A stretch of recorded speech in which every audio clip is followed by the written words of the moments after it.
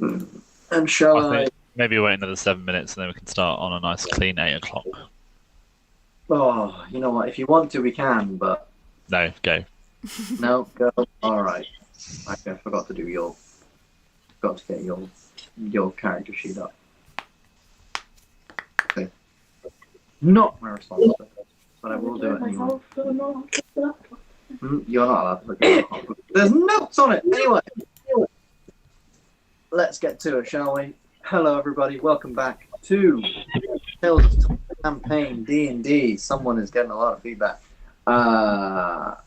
Last we left off, you guys had continued over the last rows and between the canyons, the open, dry landscape of the desert, using polymorph and wild shape abilities to circumvent the dangers below and fly over the many canyons and dark paths beneath you.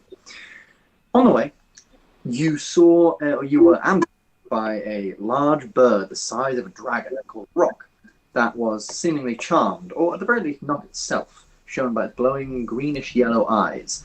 You faced the creature and took it down using your many spells and abilities and weapons to bring the creature crashing into the canyon below. You pushed on and closed in on the massive crumbling temple, the golden snake eye symbol upon its peak. You scoped out the outside, which was guarded by many Yuan Ti, and decided to spend the night outside, ready to push in the next day. Over the long rest, a long rest was taken, during which snakes were tamed, allies to the Yuan Ti were brought into the lair, and you found some of their troops had found the dead Rock, bringing in some of its bloody feathers. Upon waking, you had a further look around the base of the tower, revealing that the bottom of this tower, past the entrance, was there was a massive hole there, seemingly for Sovul to be able to fly in and out of his lair in his dragon form easily. Before you dropped down, you saw two more guards exit the tower back up to back up those outside the front, talking about some summoning or something like that that was being pushed forward, and about one of their friends who'd been turned into something for being weak and showing some goblins mercy. Letting them pass, you dropped into the lair, headed straight for the next door, which is guarded by a pit of snakes. Using some trickery with disguise self spell and speaking to the animals, you pushed on through into the next room. This room housed a large staircase, two guards guarding it, and another door that led right. The guards were quickly dispatched after a bit of deceit, and Irvin pulled the old Irvin special with the arcane lock, locking the door behind them, as they wouldn't be disturbed from the outside forces. And this is where we pick up the session. So, you all stand in this large square room, about 60 feet by 60 feet in size. A large staircase is ahead of you. On the walls of the staircase leading down, there are many illustrations and things like that, and it leads down quite a way, easily over 60, 100 feet down, that is. There is a door to your right, which is closed, a very ornate, fancy door. To your left is the rubble of a doorway, which has collapsed on itself, seemingly hundreds of years ago. And above you is a once beautiful but now faded painting upon the ceiling of snakes coiling and swirling in circular patterns. The great symbol of Mershok, the eye of a snake, in its center. Which way would you like to go? So we've got one path that is a doorway blocked with rubble and an open doorway. Yeah, you've got one path that is a doorway blocked with rubble. You've got a staircase in front of you leading down this very large, open, grand staircase, and a door to your right. Check out the door to the right first, I guess. Yeah. Just check there's no one else around. Okay. Heading up to the door, you can see the handle. You place your hands on the handle, and it appears to be locked. There is a sort of inscription on the door that anyone in Draconic can see. Seemingly the Yuan Ts must have sort of scratched it on afterwards, saying prisoner room. Or just like prisoners, really, just in Draconic. But yeah. Anyone who speaks Draconic, so I know Ayla, you speak Draconic, and maybe one or two of you else do. Yeah. Do we want to help these people? Strengthen numbers? Mm-hmm. Sure, why Strength not? and chaos. Yeah. Can anyone lockpick? I can potentially try and open this. You can My lockpick. lockpick. Oh, it's a fist. All My right. Okay. lockpick. You can go. You can go third. Behind Hedge and absolutely anything else. Save the best to last. I like it. Right. Hedge, So, please open it. Hedge, would you like to roll me a thieves' tools check? See if you can pick the lock on this door. Anyone can, I don't know, open anyway. Oh, never mind. He doesn't bloody need it. It's a very, very old lock. You've read about these before. It's quite intricate sort of pin system, using a really old, very, very simple mechanical structure, and you have to sort of really put a lot of weight on the picks to the point where you think they're about to snap and break, but you sort of trust in your skill in them. And yeah, you can hear the pins sort of open up, and inside is a room, a small hallway, and then at the other end of the hallway is an open door. The open door leads into a room, and you can see several cells in there and things like that. And you can just hear this laughing, this heavy, heavy sort of laughing noise. And then this guy goes, be quiet, tell me, where are the rest of you? And then there's just more laughing, like someone's laughing at being tortured. You can almost see. In this small hallway are 4 sort of serpent head statues. The hallway's about 20 feet long, to get to this other door. We still got past that trace up. Mm-hmm. I say we stealth up then. Yeah? You're just going to push through this hallway? Mm-hmm. Stick to the shadows, Ben. Stick to the walls. Stick to the walls. All right. Well, yeah, the walls pretty much go right up to the things, and this tiled floor sort of goes all over the floor. And as you walk through the area, trying to focus very much on stealth, everyone roll me a stealth check. You have plus 10, whatever you roll. 29. 32. 30. Damn. 17. And 32. Believe you have disadvantage because of your armor. Yeah, because you got the armor on. Well, that'll be a 12 instead of a 12. Yeah, it doesn't really matter. So it's a 17 and a 22. No one, you don't seem to, the laughing still continues, the interrogation still continues ahead of you. However, as you're walking through the area, everyone just make me a, actually no, everyone roll me a d20. Everyone. Yes, roll a d20.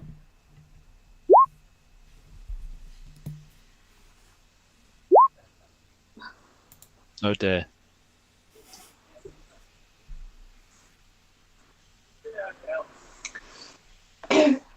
Oh dear, indeed. And Ben what was looks a little the... bit like he's trying to remember why he asked us to roll this. No. What was the... I apologize, I should have done this sooner. What was the marching order going in? I believe you had... I can't quite remember who you had. I think I was leading the way because I was disguised as one of the UNT. I had cast disguise self on myself. That you were. So Hedge, in fact, can you give me your perception? What would you add to that d20 for perception? 5. 5, 10. So as you're walking through, Garver, you notice it, but just a little bit too late as Hedge accidentally steps on something, and you can feel, Hedge, you suddenly just feel like the ground below you, just this one tile below you, just sink a little bit.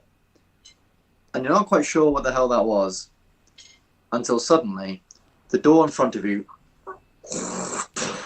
door behind you, and then these 2 large blocks just drop from the ceiling right in front of them. They're like square stone blocks that perfectly fit the doorway. So it's like a 10 by 6 foot block of stone. And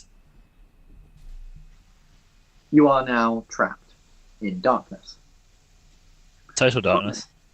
Pretty much total darkness. It's not like magical darkness, so anyone with dark vision can somewhat see around I'll just inside. cantrip, produce flame in my hand, so I've got a bit of light. Yeah. As you cantrip produce flame, you sort of have a look around, these 4 sort of heads staring at you. Well, not really staring at you, just staring sort of into the space. And suddenly you can just hear this. And you begin to notice with this produced flame that this, like mist, this smoke, is creeping out of the mouths of these serpents with their open mouths and fangs bared. This mist is creeping out, dropping onto the floor, and slowly building and building and building in the room. And it smells. The stench is probably the worst part of it. It smells like just hundreds of years of decay and ichor and rot. It's truly, truly awful. Can I get everyone to make me a con save, please? As this stuff starts in the room. And then Can I guidance myself on this? guidance doesn't work for saving throws. That doesn't work. Okay, Traverse checks. Oh dear. Hundreds of years worth of disease. Well, for this first thing, because it's only like a tiny little bit secret room at the minute, a 10 is what you need. So anyone who got 10 or higher, so Ayla, Irvin, Beats, you guys pass. Anyone who got below that, however, takes 6 points of poison damage. Just us old men with our unfortunate constitution, eh? And then ask, what is it you've done? And there goes past without trace. And there goes past without trace. As you are suddenly now coughing and spluttering, you guys can sort of now hear your footsteps a little louder in the room, echoing through the halls. What would you guys like to do? This stuff is filling up. At the end of every minute, I'm going to ask you to make another con save. As the sort of mist begins to build, what would you like to do? We've got to plug them. Wind. Pardon? Can I cast Warding Wind? Warding Wind. Put Warding Wind in that and see what it does. Strong wind. I'm interested in that bit where it says it hedges out vapor, gas, and fog that can be dispersed by strong wind. Okay. 20 miles per hour blows around you in a 10-foot radius. Deafens you and other creatures. Extinguishes unpredicted flames. Hedges out vapor and gas. Areas difficult terrain for creatures other than you. Attack rolls, ranged weapon attacks at disadvantage. Okay. So yeah, you cast. Of course, you can cast Warding Wind. This wind spins around you. All this gas almost becomes like a cyclone, literally around you, and you can't really see very much out of it. And you can tell everyone to get inside that with you if you'd like, but it's just this. Get in my space. You can't hear me because it's windy, but get in my space. Everyone can get in this space perfectly fine. So that lasts 1 minute. What would you like to do during this minute of freeness? I'd like to investigate the door for a release mechanism. Which door? The door you just came into, or the door you are pushing? The door we entered through. Door you entered through. Sure. Make me a. Well, the door is currently completely blocked by a stone block. If you wanted to look at it, you would have to lift that away, basically. But you can make a general perception check about the room to see if there's anything. How did the block come in? Did it drop? It dropped from the ceiling, and you can now see a space where the block dropped and a chain sort of holding it in place. It seems like this chain can be, from some mechanism, lifted back up so that the things will open, but you can't quite see where that mechanism is without making a. How big's the block? Is it 6 foot? Yes, it's 6 foot wide, 10 foot tall, and then 3 so it's much bigger than the door then. It overlaps the door pretty much.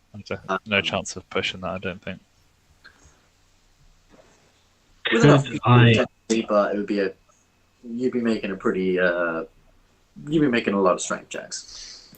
So the where it fell from, is it a big opening with chains through it, or are only the chains going through?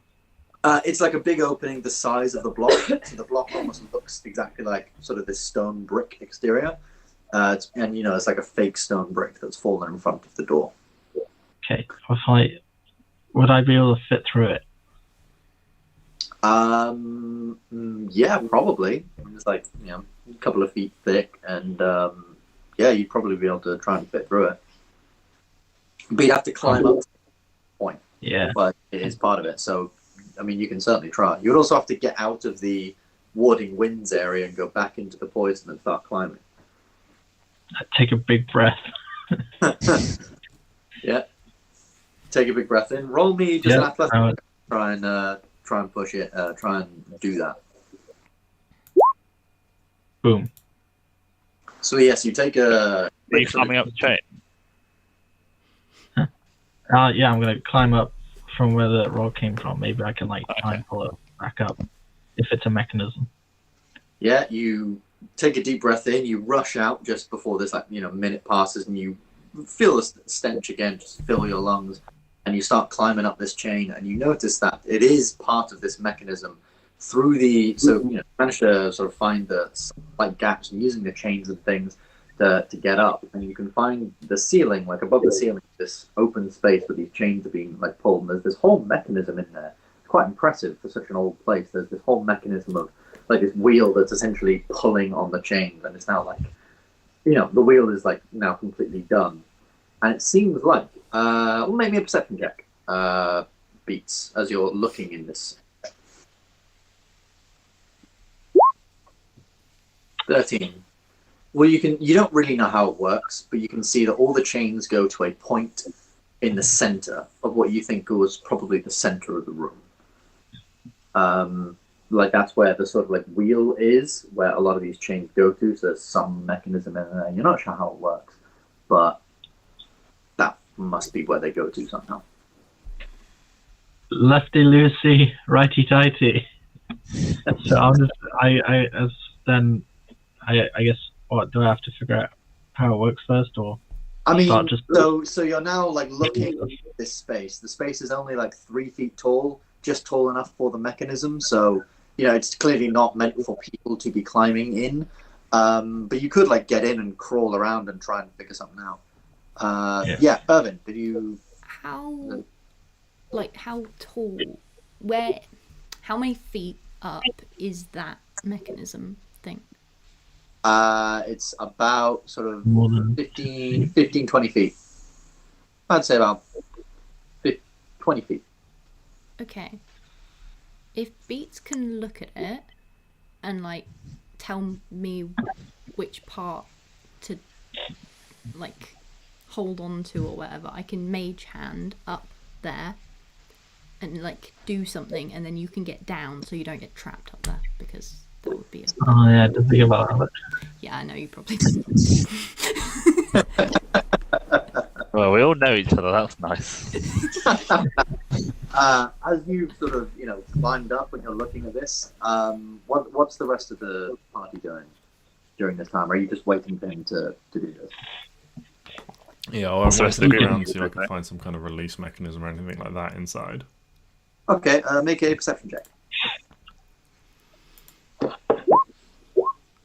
21, yeah. So whether it's the fact that Beats is, giving call-outs as to what he's seeing, or whether it's your just natural perception, but you can see in the center of the room on the ceiling, there is this large sort of circle thing that seems, it's almost like a piece of stone that's circular, and it's out of place with the rest of the designs and things on the ceiling, the sort of painting of snakes and all sorts of stuff on the ceiling. Almost like it's been sort of twisted out of place.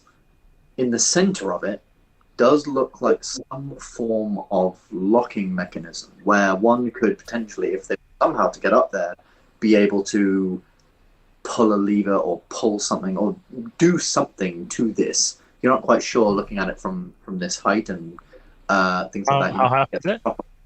It's about 20 feet tall, 20 feet up. Okay. So Irvin could potentially reach that. Potentially. Mage hand. Yeah, with Mage Hand, yeah, of course. Yes, Well, if you want. presuming Hedge relays what he's found, or he just thinks, "Oh, I'll check that for later." Yeah, well, I mean, with a combination of Beats saying the chains meet in the middle and spotting that, if you send your mage hand up, can it be like turned or manipulated in some way? Well, I'll wait Yeah. until Beats is back on the ground. Well, yeah, Beats. Beats, I would now ask you, because you're now like in the gas, and the gas is beginning to fill up the room now. Beats, can you make me a con save? As all this is happening, you've like climbed up and done all that. Sadly, you now take 8 points of poison damage as the room is filling up and it's getting thicker and thicker.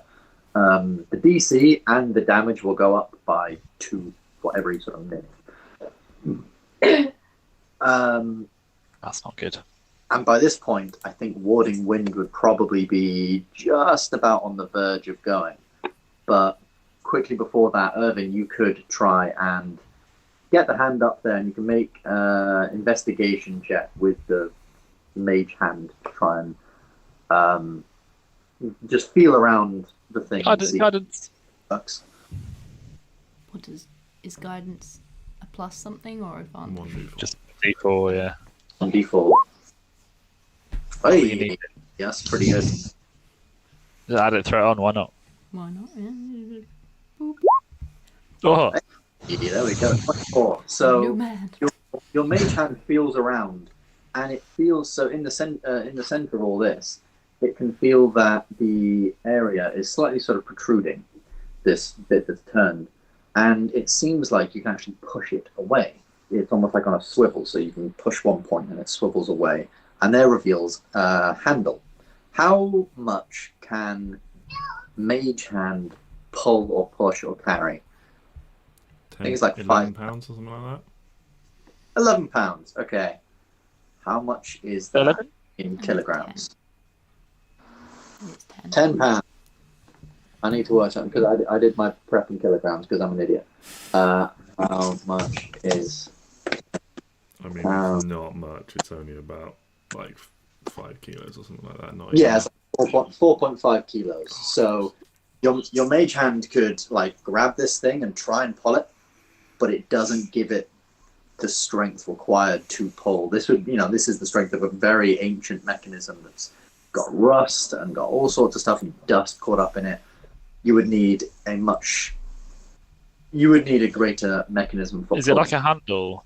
Yeah, it's like a handle that you can physically like pull, literally. Can I offer first? Because it's Hedge. Would you like me to try and throw you up there and you can grab it and then pull it?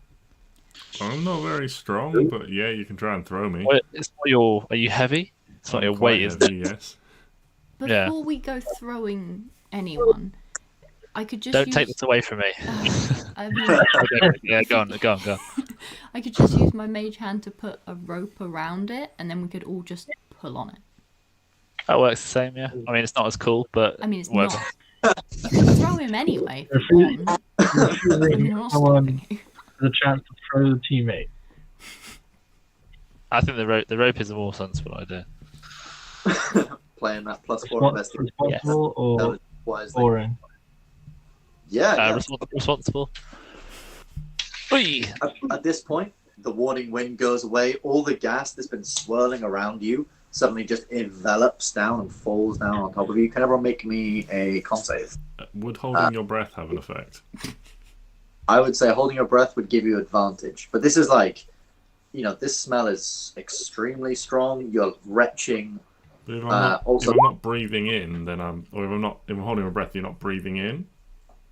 but then I guess the con save would be to try and hold your breath, given the panic of being locked in a dark room with poison everywhere, and you're not sure if this will work.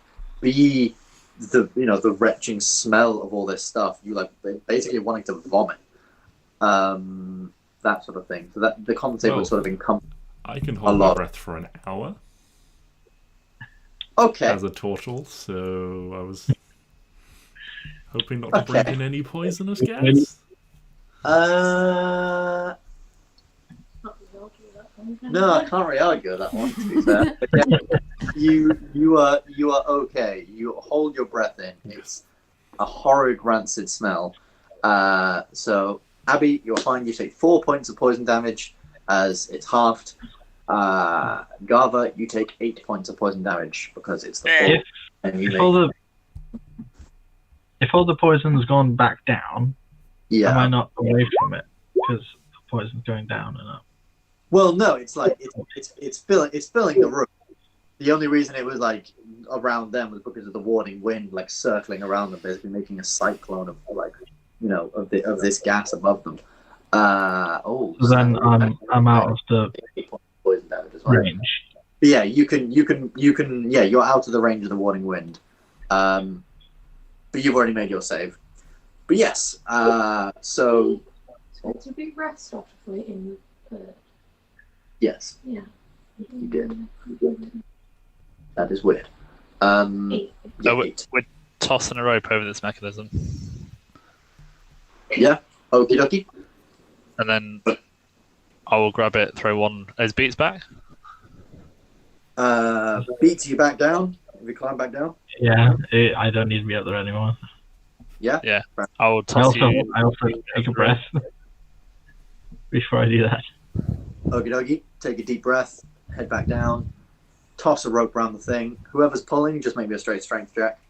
Straight strength. Yeah, just strength. Anyone would like to help me? I mean, yeah. Wait. I have come down when I was on my way down because I held onto the rope as well. You can help, or you can just do the roll. I'll help you, Ayla. My strength is Max. max, yeah. Yes, so I will help you. Like the Last of Us Abby over here, just like for you it's like simple. You're coughing and spluttering, but then it's just a simple and quickly. Once the rope's down, it's just like chunk, and you pull it down quite a way, and you can all hear see all the dust crumble out, and suddenly the chains just like, and you can hear the mechanism above. The chains start being pulled. The rocks go back up. And also, what's very interesting is that almost like a vacuum, almost like a sucking wind, pulls through the serpents, and all the poison just begins essentially excavating the room, leaving the room back down these pipes or whatever, ready to be used again or whatever reason. Recycling. Yeah. I appreciate the renewable thought behind it. Yeah, they don't I'd want to stab someone behind it. And the room goes. The room is now basically pitch black. You're now just after a few moments, which are 20 seconds. You're in a room that still smells. The smell sadly has lingered, but the poisonous gas is gone. You're just in a very, very dark room. The produced flame is still going. What would you? What would you like to do? You've got 2 doors in front of you. The rear door, you can see that since it's shut, it didn't lock. But the one ahead of you isn't open. You might have to try and nudge that one open a little bit, or try and unlock that one. Giving it a push, you can tell it is locked. You might need to make another useful check to do. The way we were going towards the sound of laughing. Yeah, it's locked. That one's now locked. The one behind you is not locked. Hedge? Unless they were here and we'll just bash it down. I mean, I can try. try and open it. They know we're here. We may want a more aggressive entrance, but I'll give it a try. Okay, Beats, do your thing. If Beats is gonna, I'm gonna prep some attack rolls. Then if Beats is gonna smash it, I can try. But if Beats is gonna smash it, then I can do my thing. yeah. Well, roll me if you want to basically try and kick down the door. This would basically be an unarmed strike against the door. So roll me a strength check and add 4. I am armed. Strength check +4. Yep. Okay. 18.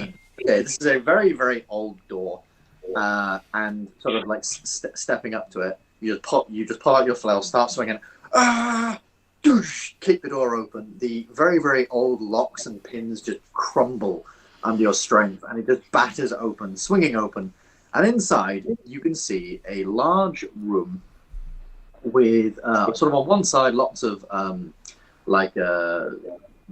sort of like a bookshelf for scrolls. It's like a almost like the wooden slats are almost like diagonal, so it makes these little diamonds, and inside would be scroll cases, but sadly this place has been cleared out mostly, and this place has been somewhat retrofitted to be some kind of prison. It's basically empty now, except for one guy who is tied to these two posts and has a man in front of him. And what's really creepy when you first look at him, he turns around and definitely spots you.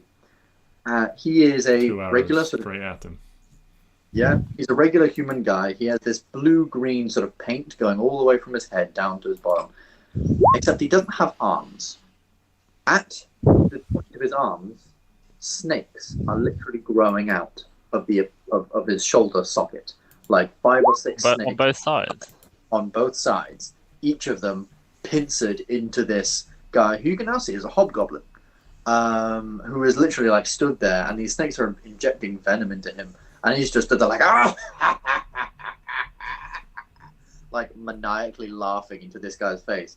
He turns around and then, yeah, roll for your attacks. Oh, shit. Okay, yeah, that's a crit. You would technically have advantage because this is a surprise, so would you like to try for a crit? Yes, I would like to sneak attack on the first attack if that's possible. Absolutely. That's terrible, but we'll try again. I need to look up the... So what's that? That's 9, 10, 11, 12, 25, 26, 34. 34 points of damage to this guy as your 2 arrows just come flying into the room and just into the shoulders. He's still up. Would anyone else have prepped attacks? I'm not sure, because obviously beats How you. far away is he? He's about 30 feet away from you. Perfect, Ben. That is within range of a produce flame. Fantastic. It's this produce flame you've been holding. You can just fling off at him. Sure. Roll to hit. Range spell attack.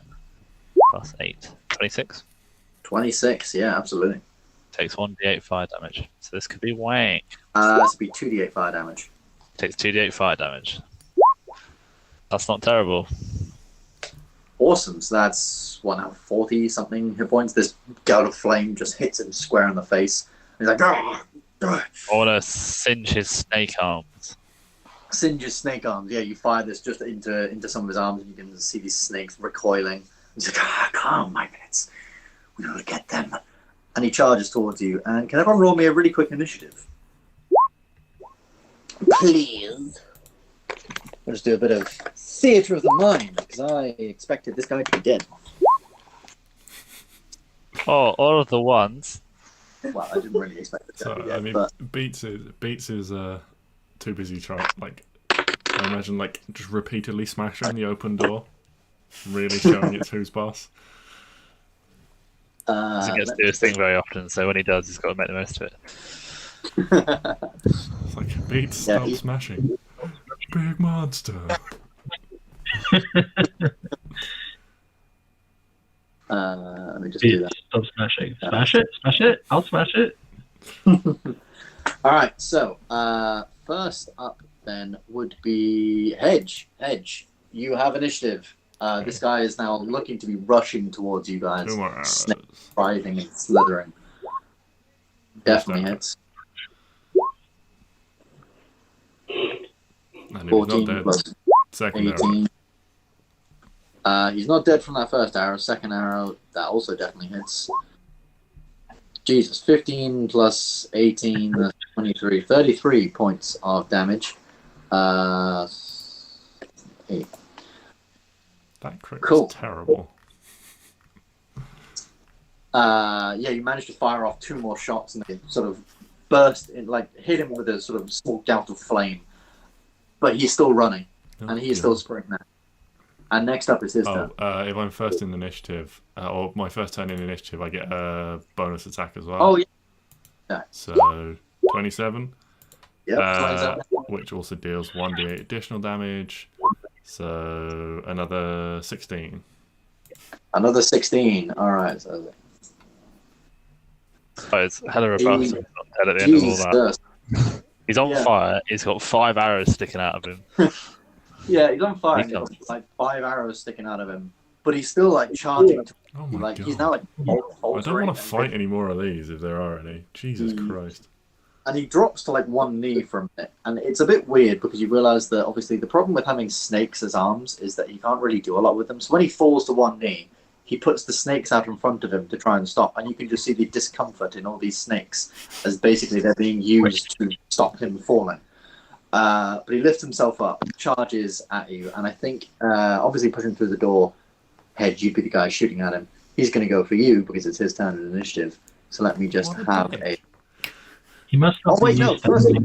all, he's first of all, as he runs up, he's going to use his bonus action to use Mershulk's Slumber. So as he charges up to you, he just begins to spout a prayer from Mershulk, just in this low, deep rumble of a almost like singing. Can everyone make me a Constitution saving throw? Everybody. Hey, everybody! Hey. Everybody. Oh. I don't think I rolled over a 10 on my con save today. All right, so basically everyone passes except for Garva. So Garva, you just sort of like you're listening to this and suddenly just you drop to the floor, completely gone. But everyone else is still perfectly fine. They're up. They're good as gold, ready to go. And now he's going to run up, and there's 3 bite attacks, I believe, unless he has anything better he can do. No, I think he's just frantically running up at this point. So there's going to be, I'm going to say 2 against Hedge, and then 1 against Beats. So that is a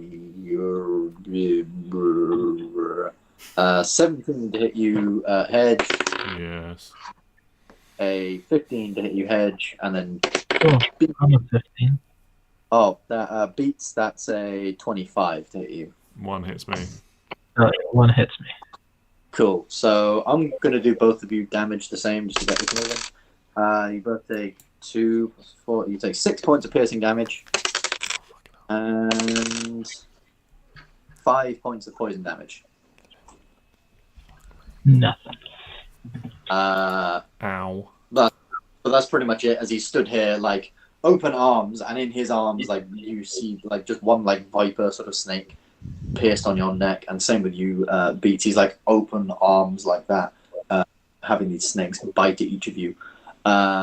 Next up in initiative would be Irvin. Irvin, what are you doing? Irvin, kill him, please. It's a big ass. He's looking very bloody. He's like offering like prayers to Mershulk at this point. Throw the knife, Irvin. Throw the knife. We're not that desperate. Throw the knife. Redeem 19 yourself. hits. Hey. Second time ever. Is it? What's it? Plus Jojo, that was said like a proud parent. +1. For magic. 5. You're going to be even more proud. Irvin, how would you like to kill this guy? Oh no! I'm so sorry, sir. Just don't eat my friends. Just snakes, heads, just came off. Oopsies. Yeah, you just throw these. You throw these towards like the ones that are biting on Hedge, and you've thrown it with such a spin that it literally cuts through pretty much all of the snake's heads, and then immediately flies back and returns to you. And as it does, he's just sort of like and blood pouring from each of the wounds. He's doing terribly. Beats. He let his snake heads let you go, and he just sort of drops to the ground, way too weak, and then falls dead. And from the other end of the room, you can just hear this hobgoblin shouting, "Ah! Ah! Well, that was fantastic! Oh, you shoot the flame. Oh, could you please help me? Are you here to rescue me? Oh, the bugbear here to rescue me. Oh, this is such an honor. This is such an honor. And he sort of like tries to kneel down, but he's like held up by chains here. He's like, but this is also very uncomfortable. Could someone please help? Listen, guys, if you haven't met a hobgoblin before, they're a bunch of bastards. Don't trust them. Just okay. Just be careful. But we might as well just help this guy out. Ben, did I wake up upon his death? No, you're still asleep. I'm gonna You're- wake him up. My dude, you're asleep. Let's draw in his face.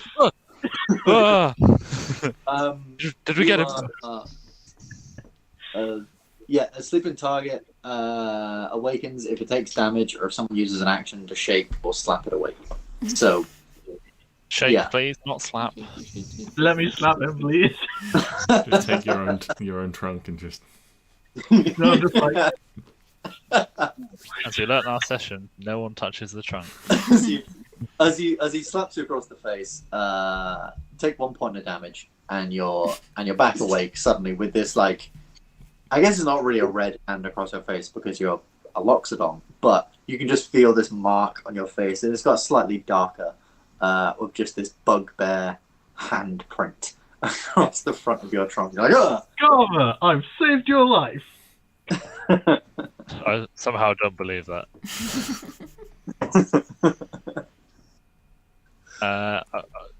Should we help this gentleman? Yeah. I was asleep for your entire speech about not trusting hobgoblins, so I'm just gonna go help him out. What else is in this Hey, room? Garver, go help that guy out. In this room is also several chests. You can get they're just like open. You can guess this is where they would put the prisoners' things. Inside is a lot of, well, from a basic look, you can make a further investigation check to get a better look, but from a very, very basic look is just a lot of very small people, weapons, and armor. You recall Hedge that I believe was it Beats? I believe Beats saw a bunch of goblins being taken into this lair. I guess the day before. So you can probably guess that it's just a lot of goblin stuff. But on them, they had a couple of interesting items. My kid. Firstly, they have oh god, where did I put? Apologies. Going on the wrong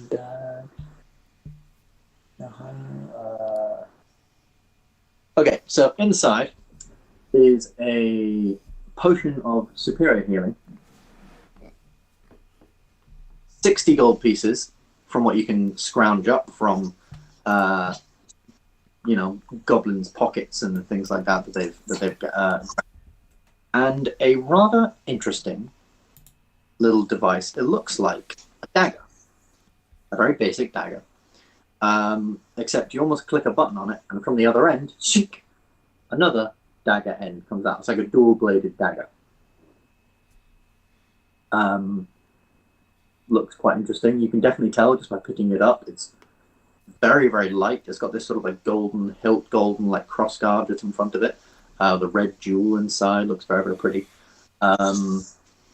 And with all the weight of this, that you imagine it should be very, very weighty, but it's really not. So you can probably tell it's magical in some description. Very well balanced, holding it against your finger.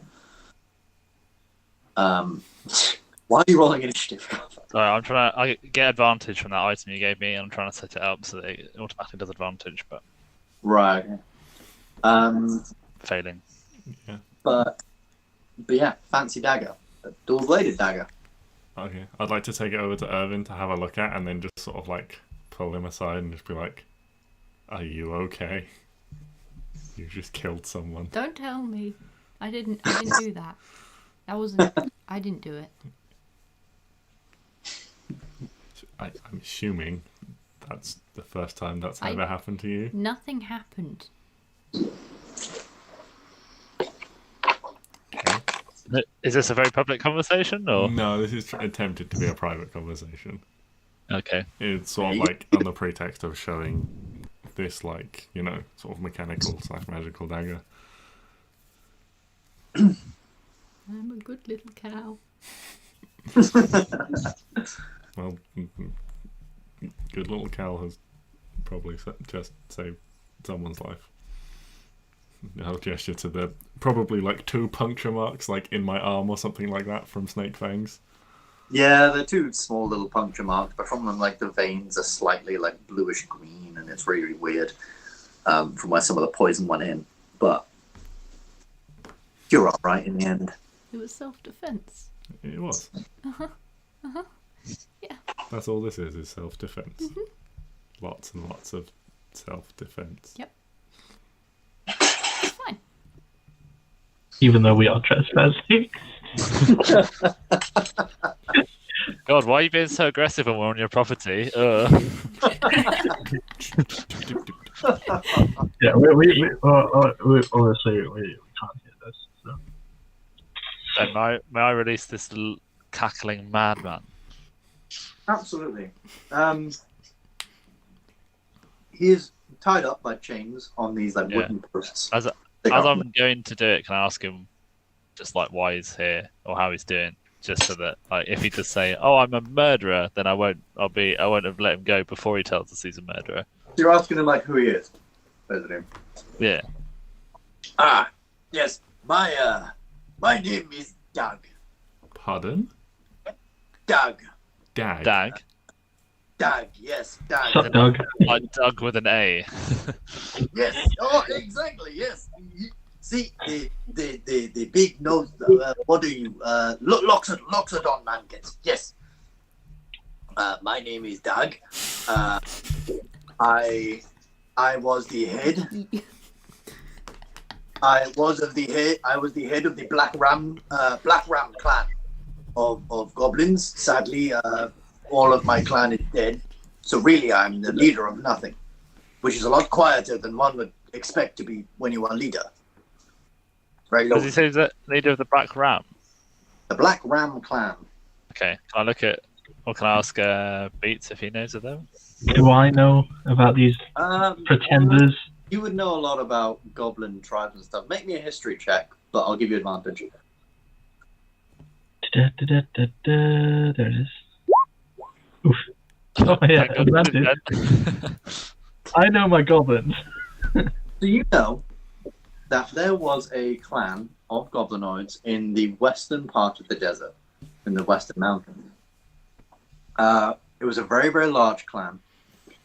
However, it broke down very, very quickly. And from its breaking down, because there was a lot of infighting and goblins killing each other, they split off into many different clans. That's what the goblins did. And they took many of this larger clan's parts of the desert and properties and things like that. And you do remember hearing about one clan that was almost, and you remember hearing about it because it was almost made fun of, because it was just a couple of hobgoblins and this gaggle of goblins that were running around calling themselves a clan called the Black Ram clan. Because the only thing that they got out of the deal, you know, many goblins and things took property from this larger clan and they took wealth from this larger clan. The only thing they got was the goblin like boss, the leader of this clan. They got his pet ram, who was colored black. That was the only thing they were able to grab when everything broke down and they ran away. So they called themselves the Black Ram clan. But yeah. You would pretty much know that much. That's a great band name. Who? I'm guessing these people killed all of your clan. I would not say killed. They kept talking about changing them into something. I don't know. They kept saying they would be new things.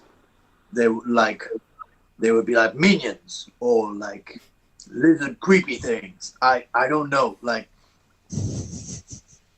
very weird, very, very strange. But they kept me alive because apparently I'm meant to feed something called a denda. I think. I don't know. Do Do we you know know what a what dendar is? It sounds like Do we recognise what a dendar is? Do we? You guys got no idea what a dendar is. Not a clue. We have And I've been alive for 250 years. I don't know what a dendar is. You can make a. How much would you know about the Yuan Ti? I've not a fucking clue. I don't know. I don't know enough about your world to know if I would know anything about that. Or not. I'd say make a history check, but I'll give you disadvantage on it. Okay. This is like secretive histories. I would assume that it's gonna be like a giant snake. We can assume it's snake related. Guide myself as well, Ben. Yeah. Yeah, sure. 10. It's a 10. Pokemon, isn't it? A dendar. A dendar, not quite sure. You feel like you've heard that name somewhere going across the desert and hearing different things. Maybe seeing an ancient, maybe you saw a really old sort of like ruin that mentioned something called a dendar, and it raised it in some way. So it's some higher power, some higher entity, but you're not quite sure what the hell dendar really is. Yeah, Beats isn't necessarily. I mean, there's a decent assumption. If it's with these people, a giant snake could certainly fit the bill. But yeah, this guy's still chained up. Is it? Yeah. So is the dendar here? Yes, apparently a dendar's here, and it's helping summon something, and I am to be its food. I'm hoping breakfast. Breakfast is the best meal of the day. I feel like I'm a good meal. Okay, this I'm guy's glad on- you have such a high opinion of this guy's yourself. blowing on me. I think I'd be a good. I'm gamey. I'm not too hairy, you know, hobgoblin. I've got lots of muscle. I'm tender. Feel like I could be a pretty good meal. I'm missing most of my teeth, so there's not too much crunch. Doug, was it Doug? No, Dag. Dag. Like, Fucking- you know, when you go and dig something, and then you Yeah. dug it, and then you went and dag it. You know? Yeah. Yeah. Your parents are wonderfully intelligent people. He was winning me over with the breakfast thing, but now I want to kill him. That's a bit of a jump. Dag, would you like a chance for revenge? Yes. I think I would. Yeah, I would. Okay. I would like. Yeah. That sounds fun. Can I As long as Okay. it's something. hold up the dagger and be like, do you recognize this? Oh yeah, that belonged to Squib. You can have it. Squib was an ass. What does it do? Oh, you click the button, and then another little blade comes out, and it like shoots lightning and shit. Well, it doesn't shoot lightning. It just deals. You know, it has lightning in it. How did I a don't group know. of utter shithouses like you find something like that? Oh yeah, funny story. There was like a group of guys, and we killed them, and he had that. Did you not open with the murder question? Yeah, no, I think you might have avoided it. When that was just slipped out. All right. Yes. Well, we're all murderers now, aren't we, Urban? No.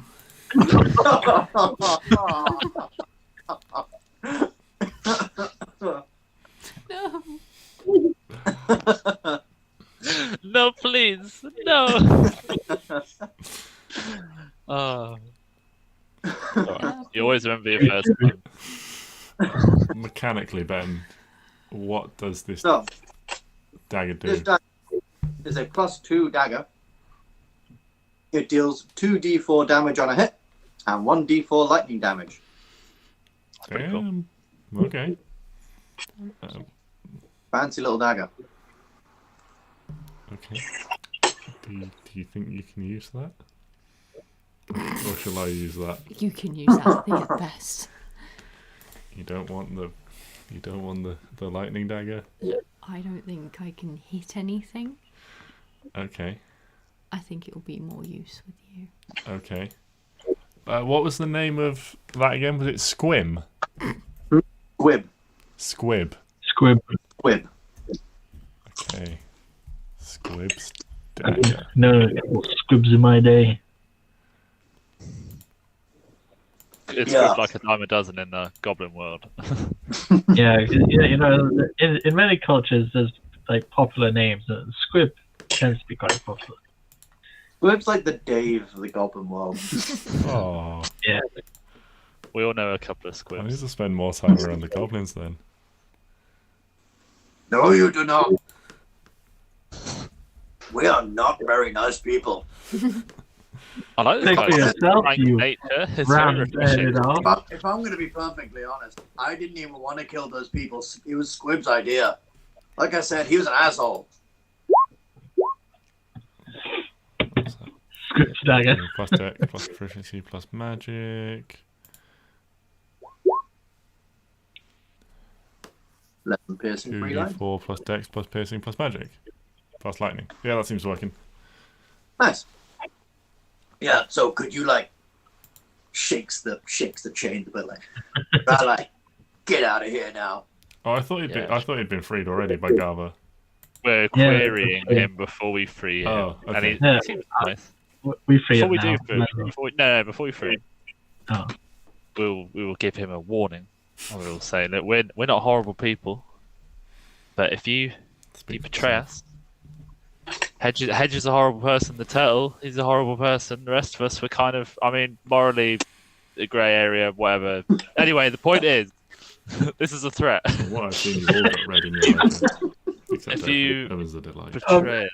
Irvin just murdered someone in front of everyone. I don't know if you That saw was that. self-defense.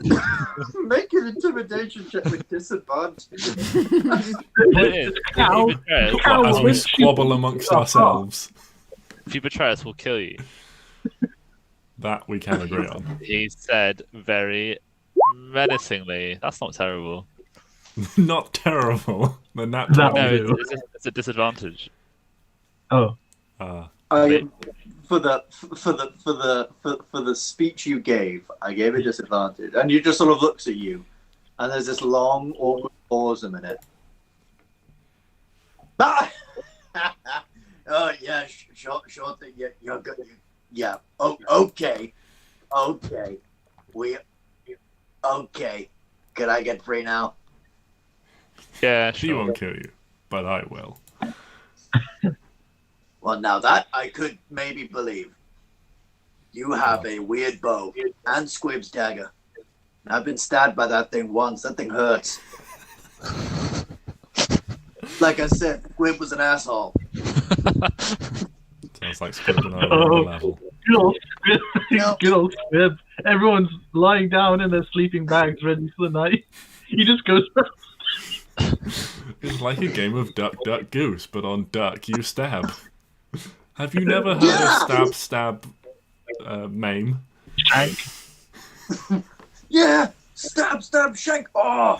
Bugbear, you've heard of this game! Oh yeah, I was tribe champion. Oh! Should we play stab, shank? I think we could play stab. Just to get this back on track, can we do that afterwards, please? If we all live through this. Oh, yeah, okay, yeah. I'm always down for stab, shank. That'd be great. Alright. I am totally up for a game of stab, shank. It's easy enough to grab the keys from the Yuan-Ti's pocket and release him. Sort of gets up and he's like, "I thank you, Loxodon," and he kneels down in front of you very, very like gallantly. "And Mr. Bugbear and the rest of your clan." Oh, we're not a Weirdly, clan. puts his fist to his like forehead, which Beats you would know is a like goblin way of sort of like saluting or bowing down. "I will protect you in your endeavors. My name, not Dag. Dag the Hobgoblin. I lean forward. You can trust a hobgoblin when he gives you a promise, guys. It's like one of the only good things that you can get from a hobgoblin. He is not wrong. We have many bad qualities. Anyway, let's do this." And he goes and he gathers his stuff. He wears a simple like chain shirt, pulls out like a scimitar that's like pretty large, like the size of a longsword, and a pretty massive shield, like a really, really big shield.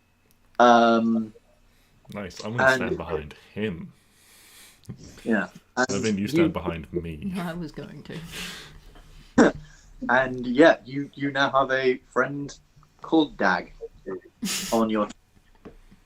Excellent. So, what's the That plan now?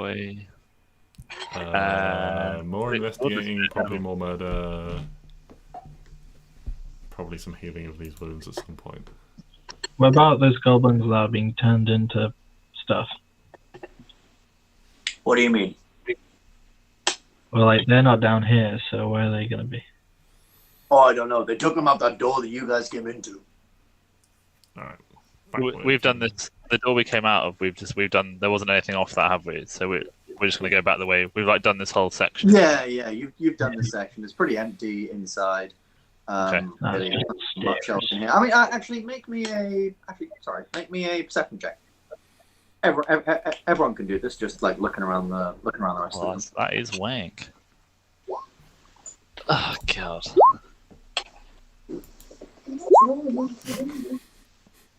Keep those rolls for the knives.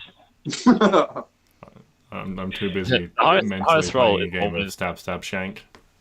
The highest roll was someone with absolutely no modifiers. I've heard it.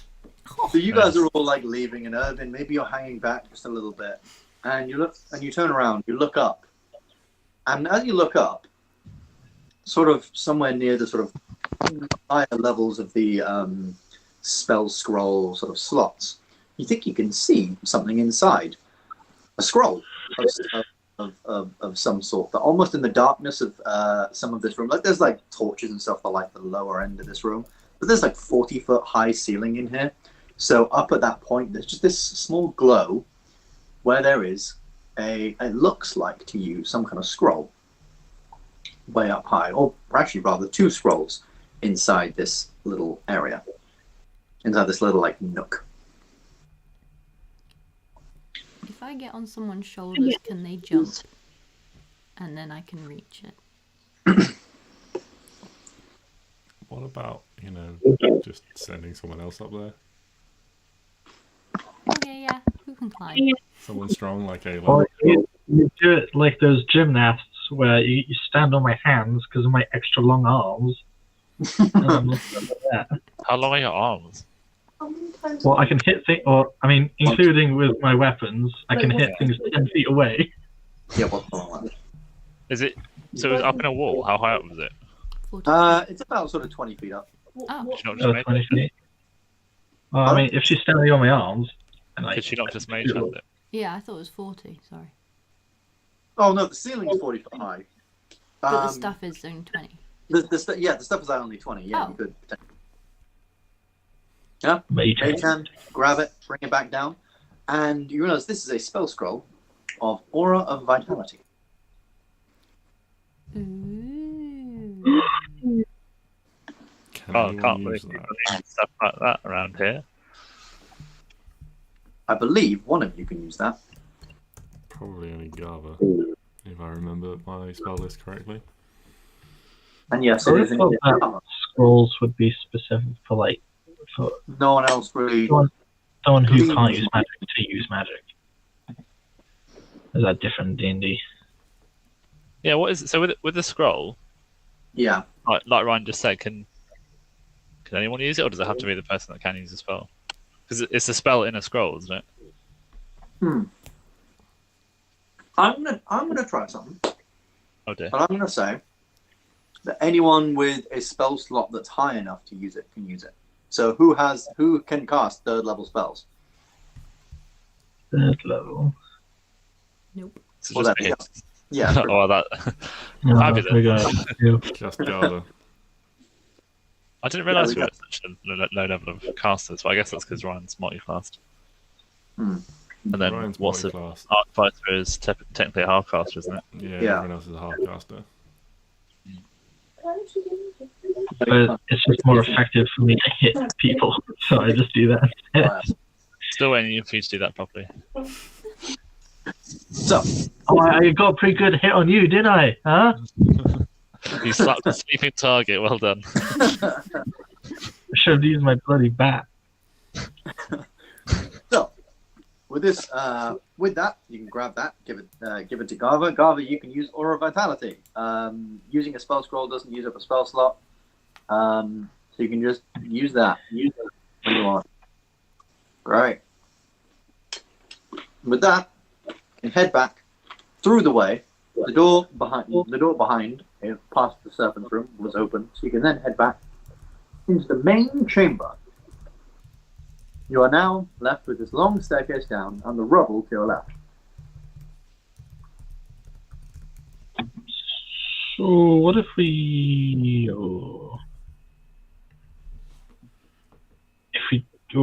that rubble's calling to me. Wait, so there's a way down. There's a large staircase down. Yeah. And there's like rubble to your left. Rubble covering an entrance. Yeah, it's like the entrance has collapsed and rubble is sort of flowing.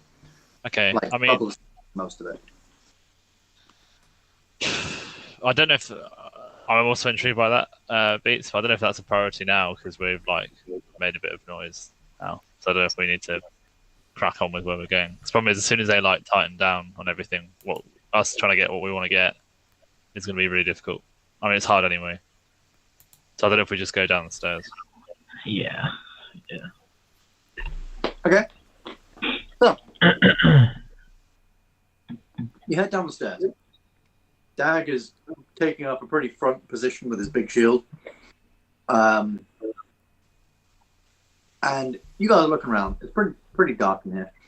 And you can see, as you head down the stairs, on either side are these sort of illustrations, like a tapestry carved into the side of the stairway. The stairway is about sort of 20 feet wide stairway, 20 feet tall as well. This is a very grand, or would have once been a very grand stairway. It is now, some steps are missing and some of them are different heights and things like that with age of this place. And you can see the many cracks where you can imagine a dragon would be stepping down and up these stairways to get places. And you can see over the sides of the walls, sort of, it's identical either side, this illustration, is a large sort of like serpent's head. And much like a sort of, almost like Aztec drawing, the serpent's head is sort of at the end and it's got its mouth open. And then it sort of goes, like left, right, up, meant to look like it's sort of like curling down the stairway with you, but in a very angular design, like almost Aztec design. Everyone just make an intelligence check as you're going down to see, because it's almost like, and within the serpent is like almost like hieroglyphs. It's very, very difficult to understand, but maybe someone with intelligence could understand. Ooh. Is it a language? It's a language and a series of images, and it's mainly just a series of images, almost like Egyptian hieroglyphs and sort of things like that, potentially describing some kind of tale as you're going down. And looking at them, you can maybe try and see what the tale is. And Irvin, as you're looking down, you're maybe quite fascinated by this. Maybe it helps just take your mind off of the fact that you just shanked a guy. Eloquently put, Ben. Just snuffed one of the lights. You just murked a geezer. He was an evil guy. You're well up for a game of stab, shank now. Oh.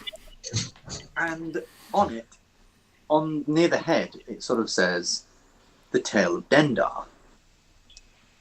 And as you go down, you are reading this, and as you're looking at it, you can sort of read this tale of basically before Mershulk went into his very deep slumber, he tasked a simple snake named Dendar, a black cobra, to go out and see the world, see every nook and cranny, meet every person, meet every king, see every land, everything, down in the highest mountains and the deepest oceans. And this is what Dendar did. Dendar went to many different lands, deposed kings, not deposed kings, but met kings and deceived them, went to many different people and, took on many forms, led to massacres, led to all different things. It's an evil snake. And it's a bit weird because most of this thing is just seeing the many deeds he did, and it's all pretty bad. It all mainly involves him biting someone, and the consequences of that, like going forwards, like he bites a king, and then the city somehow ends up in flames in the next image, or he bites some large being, almost like a giant or something, and then suddenly a volcano erupts and shit happens. You can maybe imagine that's some kind of fire giant. And you can see sort of it meets demons and devils and angels and deities. And after it all, as you head down to the very bottom of this way, and you're walking for like, over 100 feet, you're walking for a solid like 5-10 minutes down this staircase. And you eventually find the end of this thing, where basically it comes back to, Dendar comes back to Mershok and whispers to him in Mershok's sleep. So that essentially the premise is so that Mershok in his slumber can dream of a world that he wants to create. After seeing every nook and every cranny and everything that is possibly to see, he can dream of how he will change it when he comes out of his slumber and rises. And for doing all this, Dendar was promoted to Mershok's champion, and he was given extraordinary power. And what's very interesting is at the very end of all this, so at the top, you saw like an open mouth, a snake with an open mouth. And at the end, you're expecting a tail. And instead of a tail at the other end, just another open mouth. Bit weird. As you're heading down this way, can everyone also just make me a perception check?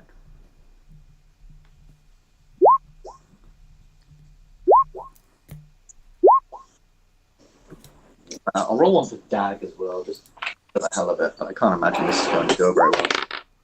Oh no, damn. 19 from Dag. You mean Dag? Pretty much all of you can hear as you're heading down, but some of you hear it before others.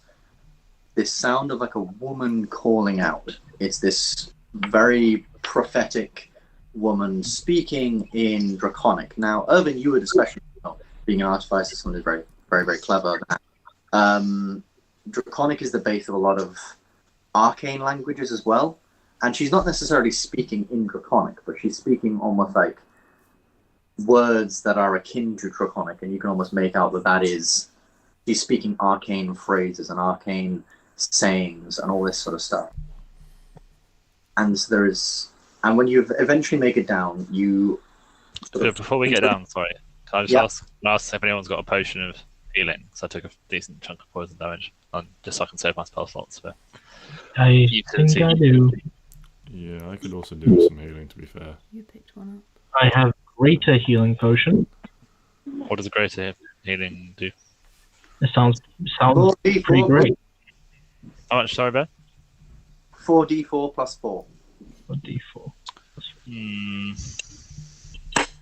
Okay, yeah, I'll take that. If that's all right, Ben. Brian. There you go. 4d4 plus 4, yeah? Mm-hmm. And the superior, 8d4 plus 8. Is actually the perfect amount that I needed. Well, you're down 11 hit points. Yeah. Oh, okay.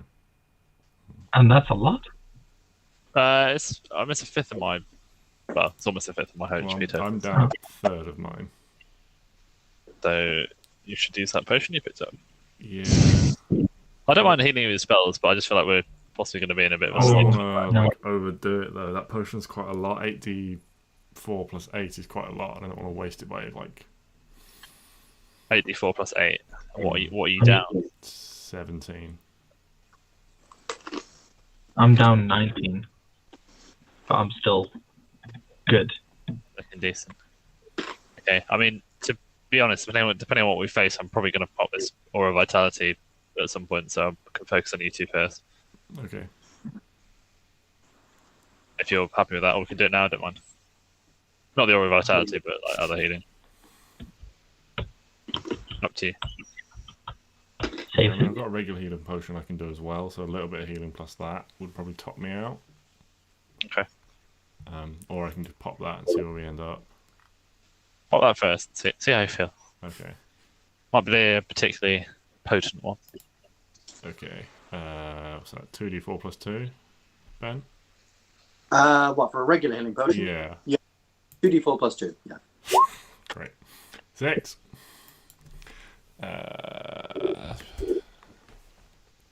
That's put me on 45. Okay. If we get into a fight, I'm gonna be standing at the back ideally. So your vitality should be all right once it's up and running.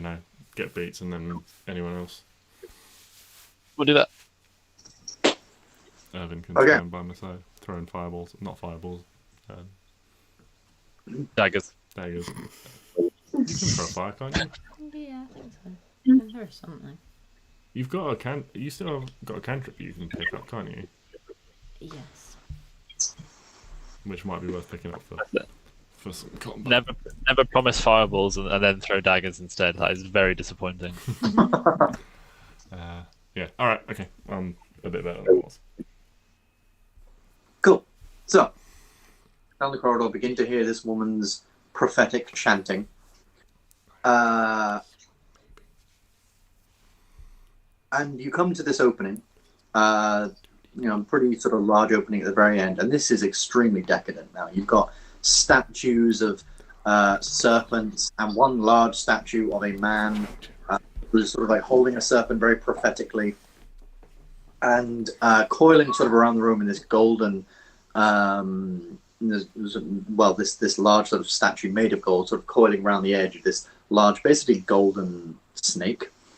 That's sort of like looking down on the room. So it coils around the room and then looks down. But on one end of the room, there is a large door. This door is 30 foot tall, like 10 foot wide. Clearly, this leads to something big, whatever's at the end of here. And you can hear this prophetic preaching and calling of these arcane words loudly now through this, and it sounds like there's a bit of an echo wherever she's talking. So whatever's behind this door is a pretty loud room. She's calling out and doing whatever it is, and you can almost hear these sort of like and these just different sort of whispered sounds through the other side of the door as well. Are you guys pushing in? Do we want to prep attacks before we push in? So hang on, we've come to the bottom of the staircase, and there's like this corridor with this like giant gold snake statue in it. Yeah, you come to the bottom of the staircase. Yeah, it's this large room with this golden snake statue, and on one end is the only way you can go from here is this large door, 30 foot tall, 10 foot wide door. Sorry, like 30 foot tall, 20 foot wide door. Right. Sorry. Need to be big enough for a dragon. So. And the chanting's coming from beyond that. Uh-huh. I mean, do we just want to hold attacks in case we get like? So we only retort if we think they're gonna hit us, kind of thing. What's the light situation around here like? Light situation in here is very, very dark. Okay, so there's lots of shadows and darkness for me to hide in. At least, I will. at the very least, in this room, yeah. I would also do that. So you're gonna hide in shadows of a room that we don't need to be in. I would say, however, the room that you're going into, you see light coming from underneath. Well, that's Okay. annoying. What a shame. I love a dark room. Okay. I'm gonna hold a produce flame, but only for anything if anything aggressive comes our way. Okay. I'm not just gonna throw as soon as I see someone. It's got to be like an active aggression. Okay. Yeah, Is everyone pick else some arrows. Cool. Prepping arrows. You prepping anything? I don't think you have much range, but. Wait with your hammer. Is this a good time for a break? I was gonna say, yeah. Dag does prep he pulls out his longbow, grabs that. I got my sling. Sorry. You got your thing, and then you guys slowly push the door, and yes, we'll go for a break there.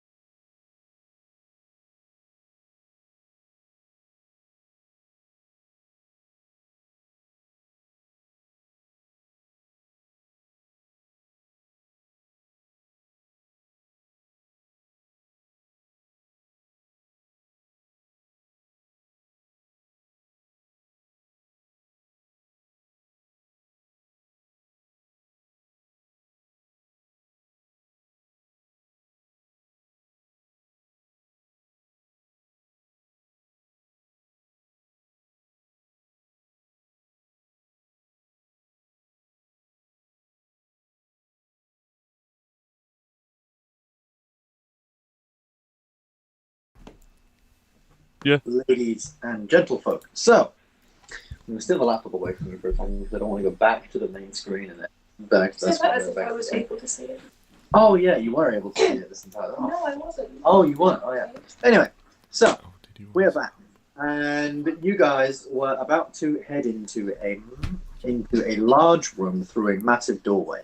You can hear the sounds of this woman calling out prophetically, shouting and speaking into this room. And as you open the door, you find yourselves in this absolutely massive open room. The room is easily over 100 feet wide and way over 100 feet long.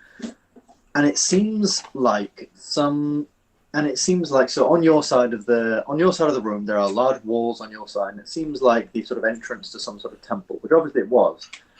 And then splitting you, well, on the other side of the room is another temple-looking building, and sort of very decadent and grand architecture, golden and brass elements and decorations and designs, a large sort of domed ceiling in a sort of greenish aqua blue color.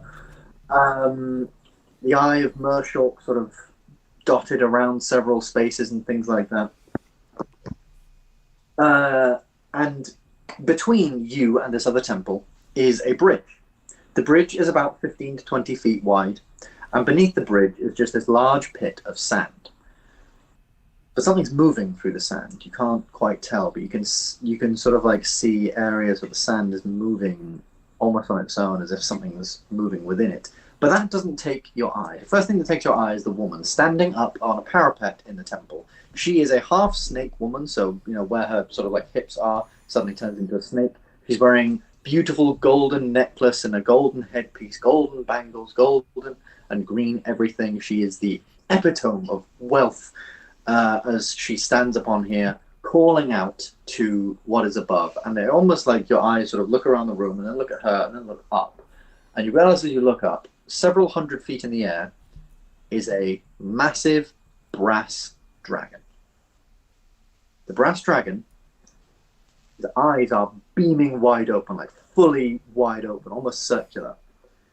And you can see the eyes, even from here, are a greenish yellow, like you saw the rock, almost like charmed. The dragon isn't flying, however. It's merely floating in space, spinning slowly, twirling around, and strands of sand, literal like just strands of sand from the pit of sand below, are streaming up to the dragon, spinning round and round and round it. You can definitely tell this is a Sovul, and by looking at the dragon, its slightly feminine features, like the curved jawline, you know that female dragons are no less powerful, but slightly more slender than their male counterparts, and slightly more dexterous as well.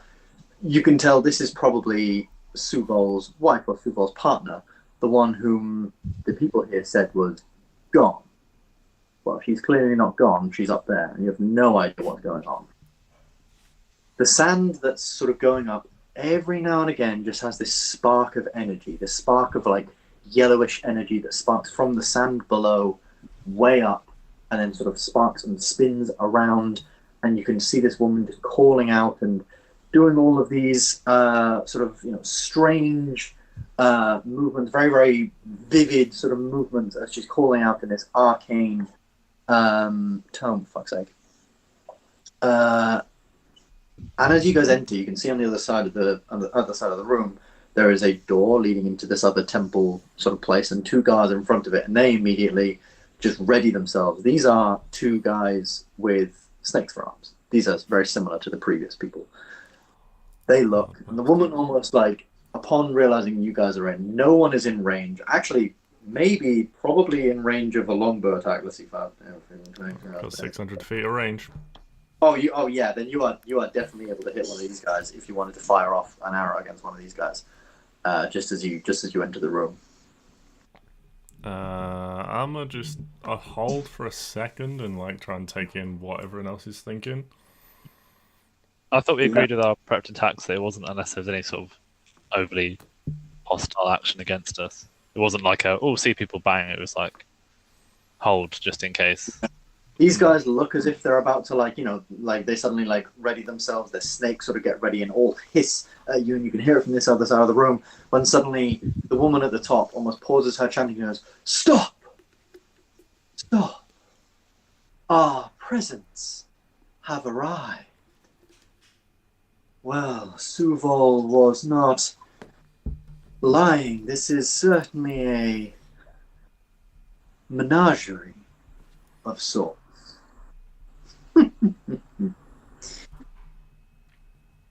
I bet you are all wondering what is going on here. Well, you will not have to worry much further.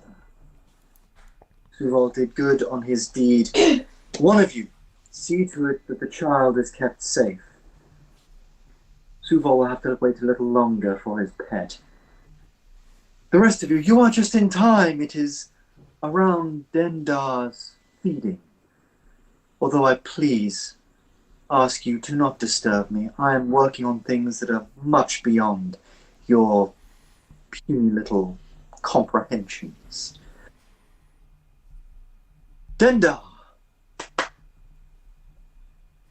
And suddenly the sand shifts once more. And you can see these large spines emerge from the sand, and then a huge body to follow them. Just like sort of starts coiling and curling out of the sand. And then much of the body is still within the sand, but these two large cobra heads emerge. They are, well, they emerge and rise up about 30 feet into the air. This is a huge being.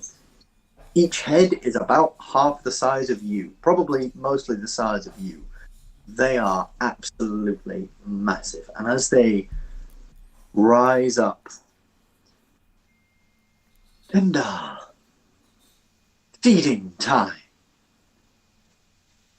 These both large heads just go. Any last words? This has all happened very quickly. Does it bleed?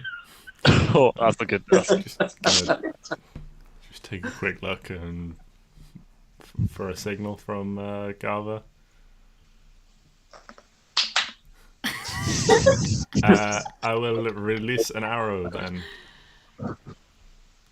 Well, I guess in that case, we'd be rolling initiative. As Dag immediately just goes, yeah! Yeah, let's everyone roll initiative. Dag's here for a good time, not a long time. Hey, fucking Oh, exactly. that's fucking shit.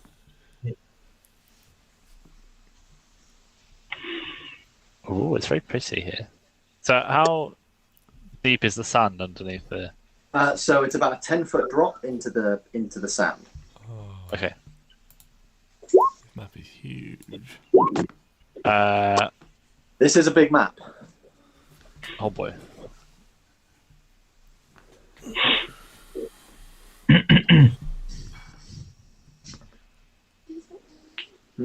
Don't worry about this. If you You're not meant to. Um, You're not meant to see those. Shut up. Would Hedge's held action go off? Your held action was when you opened the door. If you saw anything attacking you, I would say. I'd like my lawyer present before we discuss Our terminology. held action was signs of hostility. Signs of hostility. Okay, then yes, one of your held actions. Yes, one of your held actions can go. Excellent. I shall think you're the fire only one. one arrow. I've been lining this up. I will make it a sharpshooter shot. That's an 11. That is an 11. Which what are you shooting at? Well, I don't think that's going to hit anything, so... No, I don't think that's really going to hit anything. But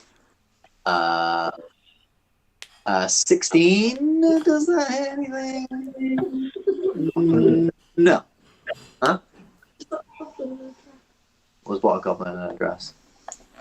Yes, that was a goblin in a dress, and a frog man in a wizard's hat. What? I've got lots of tabs. Going on? I accidentally clicked on one, and it's funny. 16 also Does doesn't happen to have a tab open with fire off the these 2 arrows. goblins and dresses. Wait, what are you shooting at? Right now? I mean, I was going for a sharpshooter shot, and that, yeah, so that's an 11, so it's not going to hit. Okay. Okay, yeah. The 11 doesn't hit now. Did you get another one? Not on a held action. Not Okay. held action, no. Alright, so we'll go. I'll put the initiative just in the sort of like left here. So I just do that and then that. I mean, take a look at these initiative rules. So first up is Mr. Garva. Then Hey Beats. Half snake. Irvin, Oh. you did roll initiative, yeah. Then Beats, Irvin, Hedge, It's got like a human face. Ayla. That's the token for something else. It is the token for something else, but I used it for this because it looked cool. It does look cool. Not matched. I mean, I know what the token is from, but I believe the token is just from the monster manual. yeah, but I know which monster it would be from. Yeah. Cool. So Yeah, which they are also weird snake things, but this is a different weird snake thing. it is indeed a much different weird snake thing. I Is should probably this roll. snake one snake with 2 heads? Or 2 Well, From the picture, you it know- was one snake, wasn't it? It turned into. It was a snake, and then at the other end was also a snake. The corridor was also like that. so potentially. Okay, so that's. there. Beats these things other people don't. They're not necessarily Detective useful. Beats. That's like the So, name. Garva, you have initiative. What would you like to do? Right. Holy fuck, there's got a lot going on. You know? Fuck. I'm gonna hit blue with the sacred guiding bolt. Not sacred flame. Alrighty. 15. 15 does hit. No, 15 doesn't hit, sadly. 15 doesn't Oh, hit. you can't do that. I'm sorry. No, I was confused. I was thinking about something else. 15 doesn't hit. This bolt just swirls past, and these things are weirdly quick moving through the sand. It just dodges out of the way. Okay, and then I'll bonus action my starry form and take a shot with an arrow, Take a shot with the arrow. which also doesn't hit. Which I'm gonna also- go home. I'm gonna go right home. And This has been cool, guys. I'm just gonna go back. I'll find the lizard and the camel. I'll take them. yeah, maybe take a nap at home or something like that. Oh, it's been a long day, isn't it? Yeah. Apologies for being shite. I think fear in the eyes of this threat is appropriate. That's A little fair. bit of performance anxiety, you know. Cool. Thematically, JJ, I agree with that. In terms of practicalities and dice, I'm a little bit annoyed. Yeah, I mean that's fair. You've rolled a 6 and a 2. Yeah. Next up is the lair action, and this woman is just going for the lair action.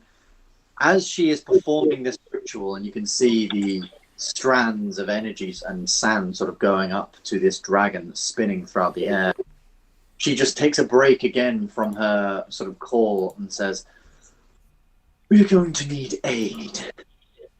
Send in the brood guard." And then suddenly this like the word brood guard just like emanates throughout the room suddenly, and from within So what's in the brood guard? the brood guard, and from within enter. Put them way back here. Goblin in a dress. Several strange creatures. These creatures are small, maybe about sort of 3 foot, like the size of sort of like a goblin or just a bit bigger than a goblin. Maybe could be like a size of a small person if they stood upright. But sadly, due to their form, they are hunched over. They have these sort of like snake-like bodies, but they still have like arms and legs and long. They're almost a bit like creepy lizard folk. I forgot to roll Dag's initiative. He did well. I'll do that later. There's like strange lizard folk that are a bit more snake-like. They have these forked tongues and really long necks that stick out. These, ladies and gentlemen, are minions. That is what the little skull token on them means. These are minions. Minions have a very low amount of HP, but any damage kills a minion. So a hit, as long as you hit with a weapon, kills a minion. If they take damage from pretty much anything, they die.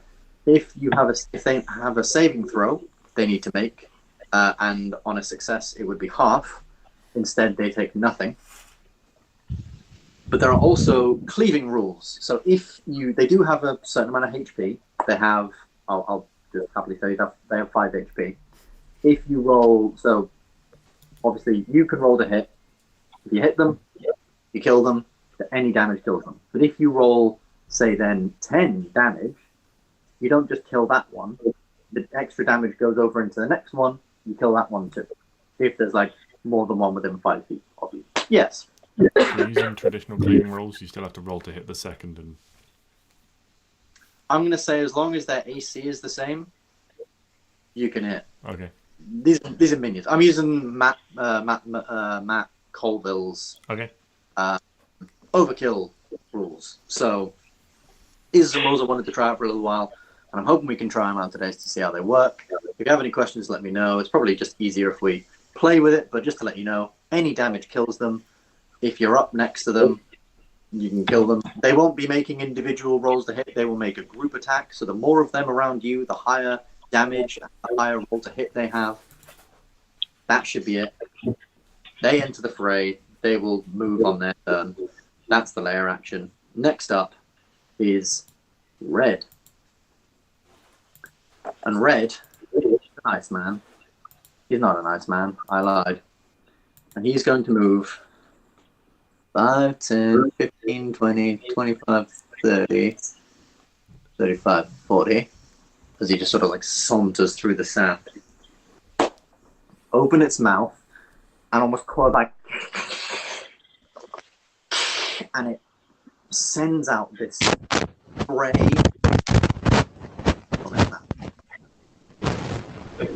Sorry, I missed that. Are we getting murked? It sends out a spray of acid from its mouth in a straight line. So that would be well. Let's just draw because that's much better. So if it goes from that corner point there, and it goes there, 5 foot lines. That's Gava, Beats, Dag, Hedge, and Urban. Can you all make me dexterity saving throws? Can I ask what a reaction is? A reaction is, well, reaction is something you can do. What is the reaction you're trying to achieve here? Because I've still got this Tales from Beyond because I haven't had a rest. Right. So I've still got this teleport thing and this target. So on your turn, when you give someone Bardic Inspiration as a bonus action, you do that. So you can give. So as a bonus action, you essentially give someone the ability to teleport, and then they can use their reaction to decide to teleport or not. All right. Yeah, that's what that is. So yeah, it's pretty much all of you to make dex saves. So what have we got so far? We've got Gava. That is a pass. Hedge, that is a pass. Irvin, sadly, that is a fail. Beats, that is a pass. And can you also make me one, I believe? Yes. Dag also needs to roll one. Dag fails. A dex save, yes, please.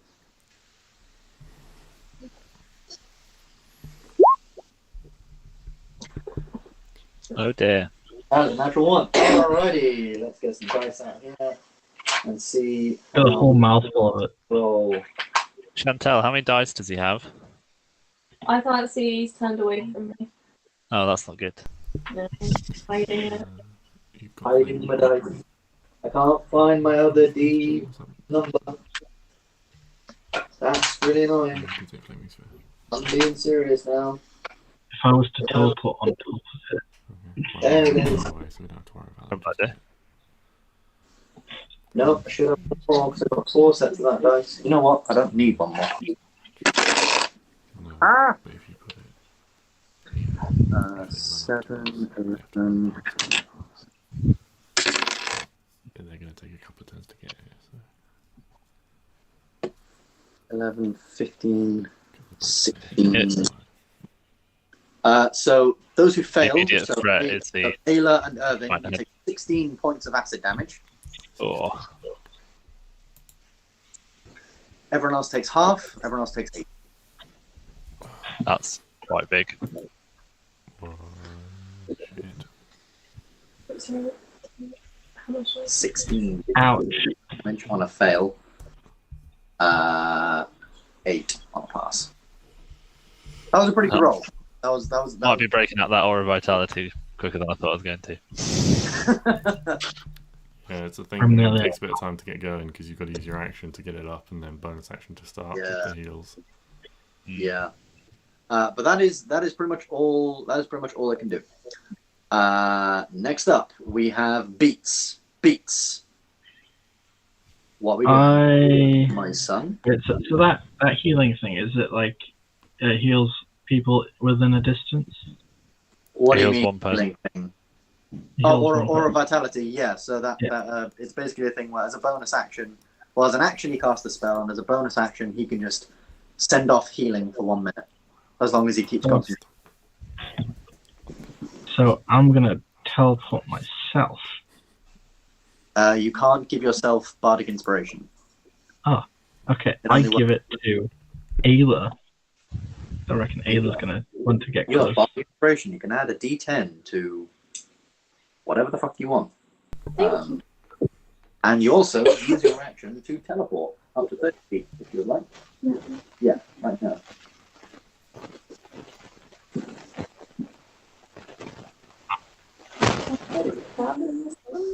You have no idea. You can make me anyone can make me a nature check looking at the sand to see if it's dangerous or not.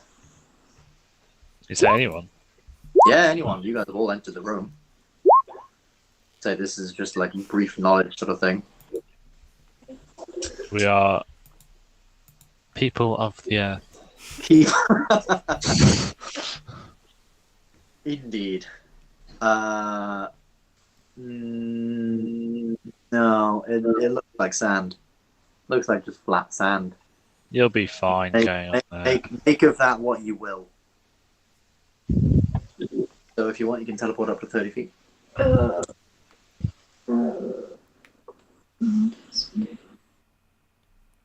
You gotta use the scroll. Yeah. You're there, so you can teleport.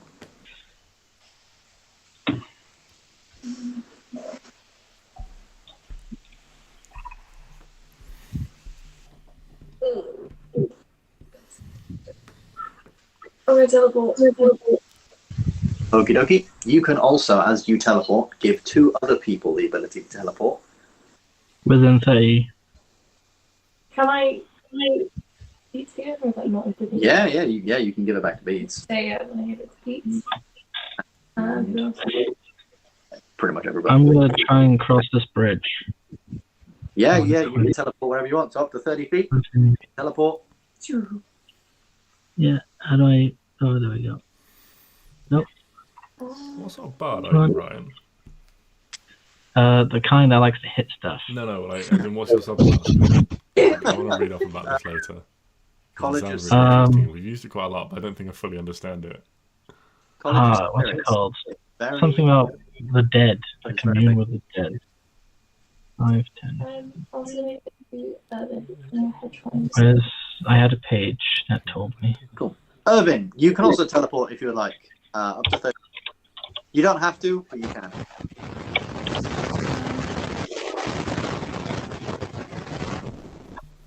We got a good range, Abby.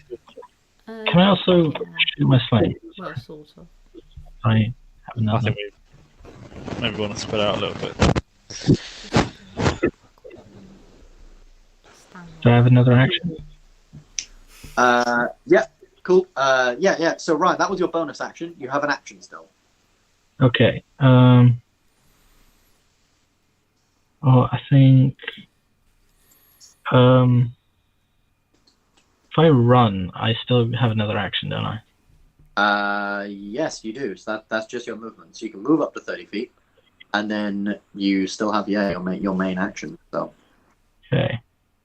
Ran to there, and let me see. What range is my sling? Should say. I believe it's 30 feet / 120 feet. So 30 I'm feet. gonna hit the red snake. Hit the red snake. Go for it. Roll to hit. Come on, go away. 12. Sadly, no. As you spin your sling and sort of fire the thing off, it literally just bounces off its scales. It's not that you don't hit this massive thing, it's just you didn't quite throw it hard enough to pierce through its quite tough scales and hide. I had a 10 on the spot. You get another attack with the sling? Oh, yeah, I'll do that. Come on. 15? 15 sadly also doesn't hit. Again, you try a little bit harder this time, but again, it just sort of bounces off its scales and it just looks at you. And almost weirdly, this strangely humanoid face, just smiles really, really wide towards. Good thing I wore my brown pants this morning. Classy Cool. as always, Ryan. Classy as always. Just kidding. I don't wear pants. If that is everything, then we have these two guys. These two guys go. We have red. So red is going to go 5, 10, 15, 20, 25, 30. Is anyone in range of one of his attacks? Yes, Ryan, you are in range of one of his attacks. He's going to use a spectral fang. So as snakes begin to hiss and call out, and appearing in the air in front of you is just this large ghostly snake that sort of goes to attack you. So let's see how we do. No, that doesn't hit. That's a 12. That misses. Sadly, that's his turn. Next up, we have Irvin. Irvin, what would you like to do? I'm going to do an acid arrow at the blue one. At this blue head thing. Blue. Shit. Are we? I think it's AC 16, which is really irritating because I've had 3 attacks that have been at 15. Hold on. And Fraser and everyone else. Ben is staring very intently at something. I think he's frozen. Yeah.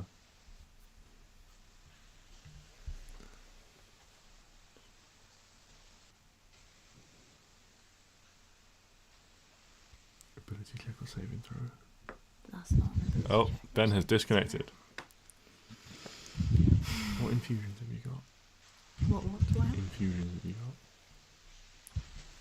Is anything like affecting your spellcasting? Oh, he's back again. The iPad died. I've joined to my phone until it is not dead anymore, which could be a lot sooner than I thought. So give me a minute. So acid arrow, 15. Which one? Blue. Yeah. Blue, sadly, that doesn't hit, and you can see as the acid sort of splashes over this this being that almost like it's not necessarily that you don't hit; it's just that it takes the acid in. It seems to be unaffected by the acid as it splashes against its side and just sort of just pulls it up with it and takes it. Yeah. Anything else? No, I'm good. Fantastic. Then I'm going to switch back to calling from my iPad. Because my iPad is better for calling. Wait. No, I'm not, because my internet's not working on my iPad. Now it's working on my iPad. Now I'm going to join the call.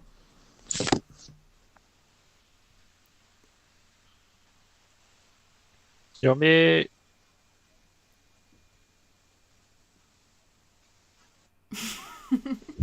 Don't know why it makes me join on mute every single time, but there we go.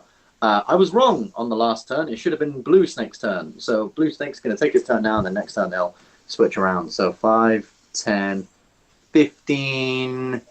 Oh, it can get here to where... Oh, what's the range on that? No, it's not quite enough, so it's going to go 5, 10, 15, 20, 25, 30, 35, 40 over here. And it's just going to stand there and look menacing. I guess it'll probably dash 5, 10, 15, 20. This is what hell looks like. Get right up. Get right up. Actually, no, it won't dash. It won't dash. 5, 10, 15.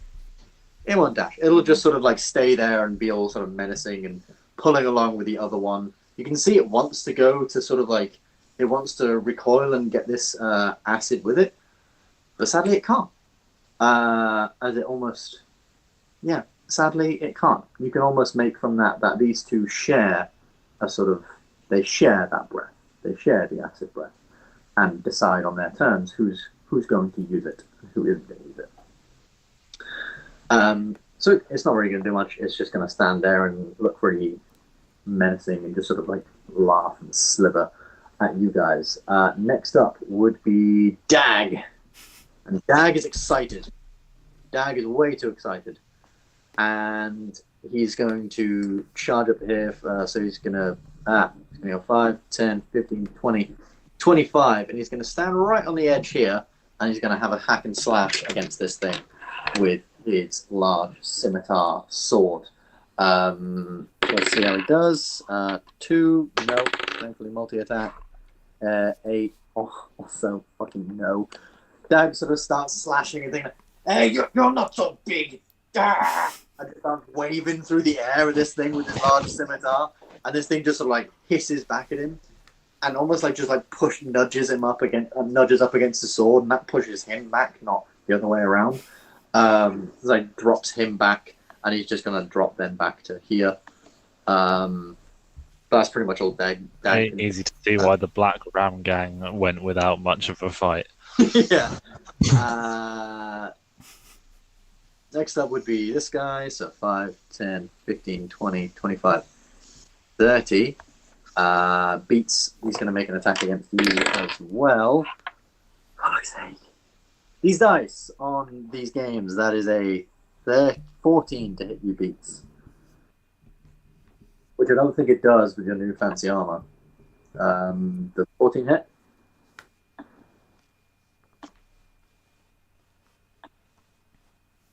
Ryan, this is the point where you tell me if a 14 hits. I'm just going to look it up. No, it doesn't. You have 15 AC. So, yeah, you're fine. So, next up is Hedge. What you doing, pal? Okay. I mean, is there any cover anywhere to hide? Is there any point in me asking? Yeah, so these like barriers just on the edge of here, that is like about sort of 2-3 feet. Each of these blocks here are like ramparts, so they jut up a little bit, so you could potentially hide behind those. Those might be a little bit bigger to hide behind. There's this big sort of like pedestal thing here that you could potentially hide behind. That is also like 3 feet tall, like about sort of just sort of ribcage height. You could potentially try and hide behind. I mean, yeah, I'm trying to literally take the hide action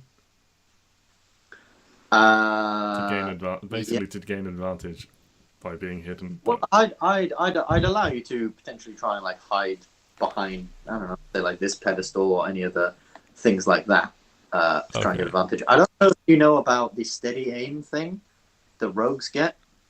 Look it up. If you don't move on your turn, you can use a bonus action to just give yourself advantage.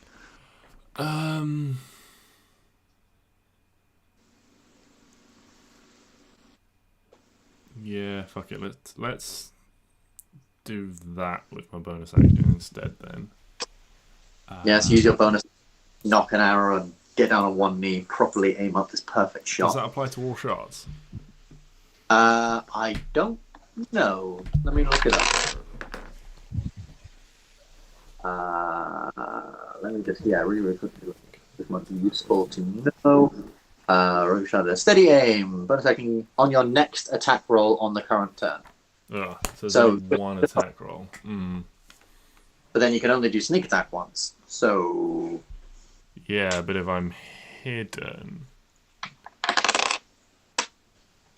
I'm going to move over to, like, here and try and hide behind one of these things.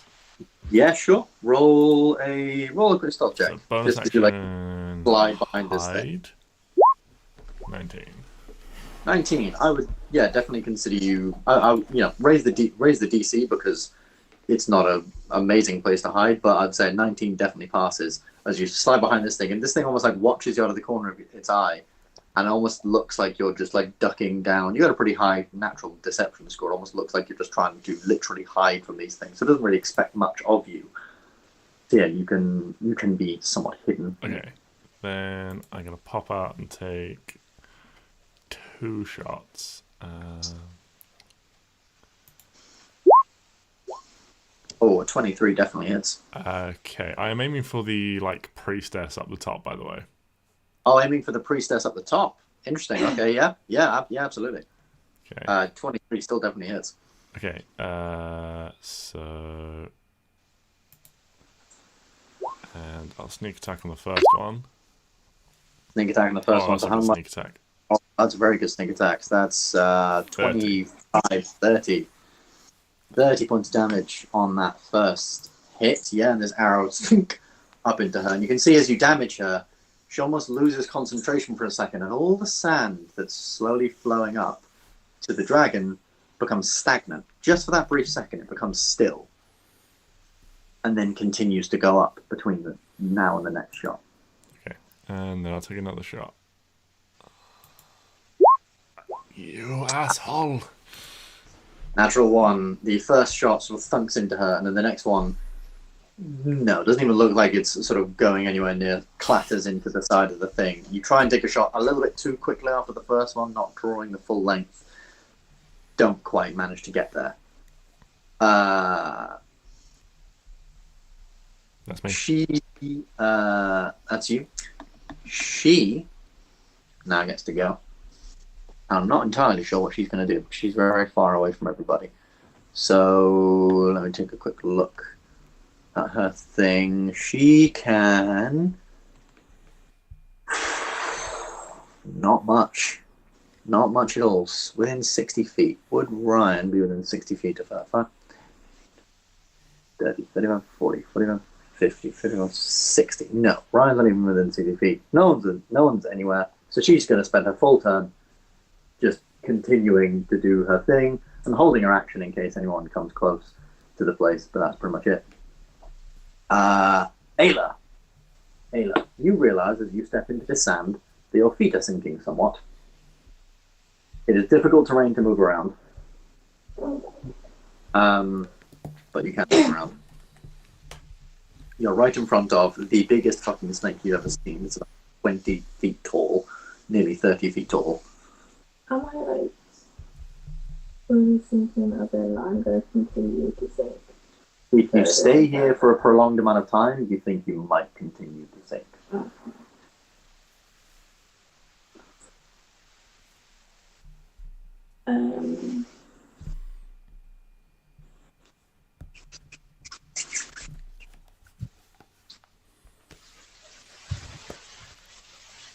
Bonus action. Okay, so I use my bonus action to get my gem fly. To get your wings, yeah.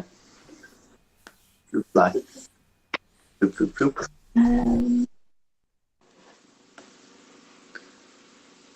And then, I'm assuming flying up. Yeah. Yeah, and then just go and whack it. Cool, roll with your warhammer.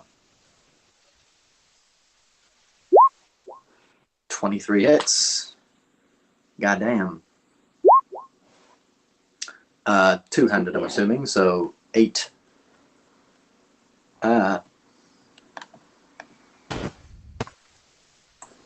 8 bludgeoning damage. I'm assuming you're going to strike again. 25 definitely hits. Hammer's not letting you down today. Sadly, the two-handed is slightly letting you down with 6. So yeah, you guys just watch as Ayla suddenly just sort of like leaps up, wings sprout, and just comes up and uppercuts this thing across the face, and then comes back down on with a slightly lighter thing on the forehead as you fly up. Yes, no, I don't know what I'm thinking there. Cut the damage. I was 143, I'll take that up. messed up the damage. Cool. We go back to the beginning of the round. Garva. Oh no, wait, sorry, and these things are going to move. Garva, you take your turn. These things can't really do much. They're just going to move. Okay. Yeah. I mean, you use your bonus action. And Oh, I'm gonna use the Aura Vitality spell scroll. okie dokie. Yeah, these things are running across the bridge towards you, Beats. Or a Vitality spell scroll as an action, and then you can use a bonus action to heal someone if you're like. Not gonna use my bonus action to do that on this turn. I'll drop my wild shape. Okie dokie. And then I'm going to bonus action my dragon form, starry form. Okay. So that basically means any concentration check I do for a spell, if anything is lower than a 9, I can treat it as a 10. So your roll, if it's lower than a 9, you treat it as a 10. Yeah, so I think basically the only way I can lose concentration is if they do over 20 damage and I roll shit. Shit. Damn, All right, son. that's pretty clutch. All right, cool. So that's me. Cool. How does your dragon form look as you sort of take it on? So it's the same as my archer form. It's just the constellation changes, so it's not a bow anymore. It's like a dragon's head. Oh, okay, that's pretty cool. That's pretty badass. All right. Next up, Red.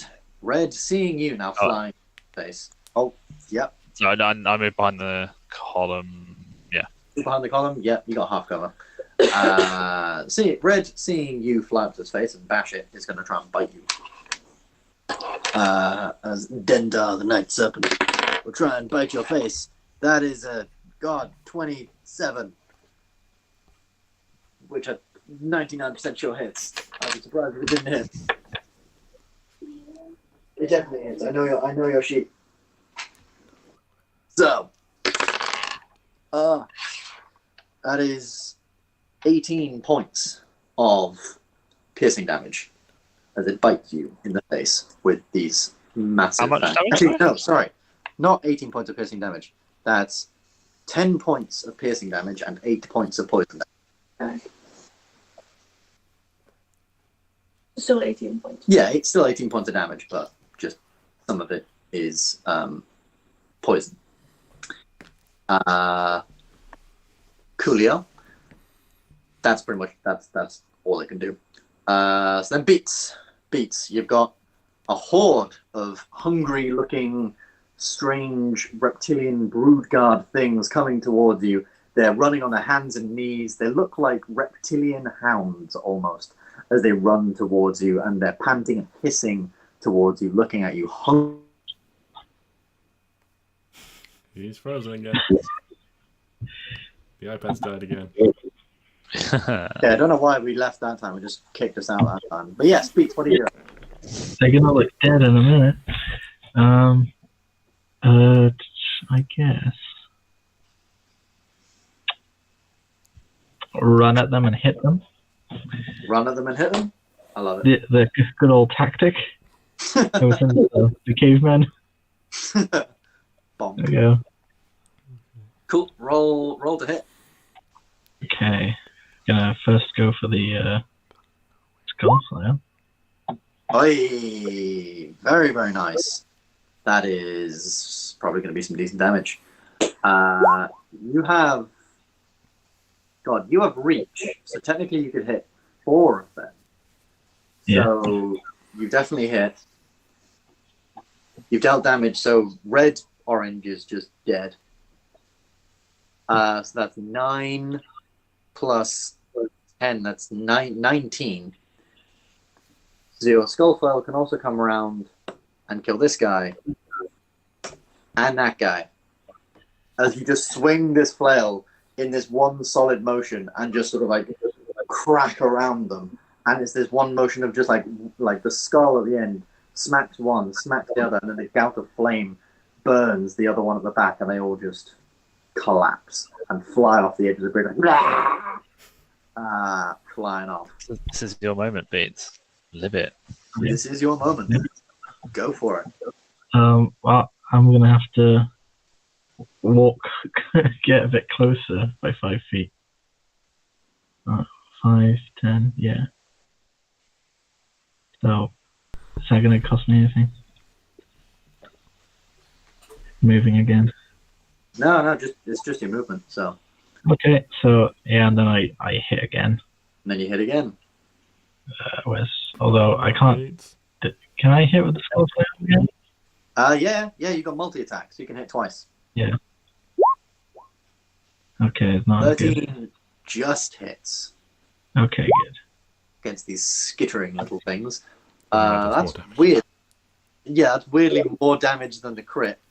And with 20 Yeah. damage, yeah, this another thing. It's literally just Beats like just mopping the floor with these fucking things as they charge in, and it's skull flail just spinning around. Beats is just in his absolute element, and you can just hear Dag from the other side, like yeah, just like screaming with you. Thank you, Doug. They seem to be catching on. Cool. Is that everything? My Is bonus that action. bonus action? Yeah. Sorry, what can I do on my bonus action? You can use your bardic Fine. inspiration, or that's pretty much it, because you're not wielding your flails. You can't hit again. What can I? Oh wait, what's this?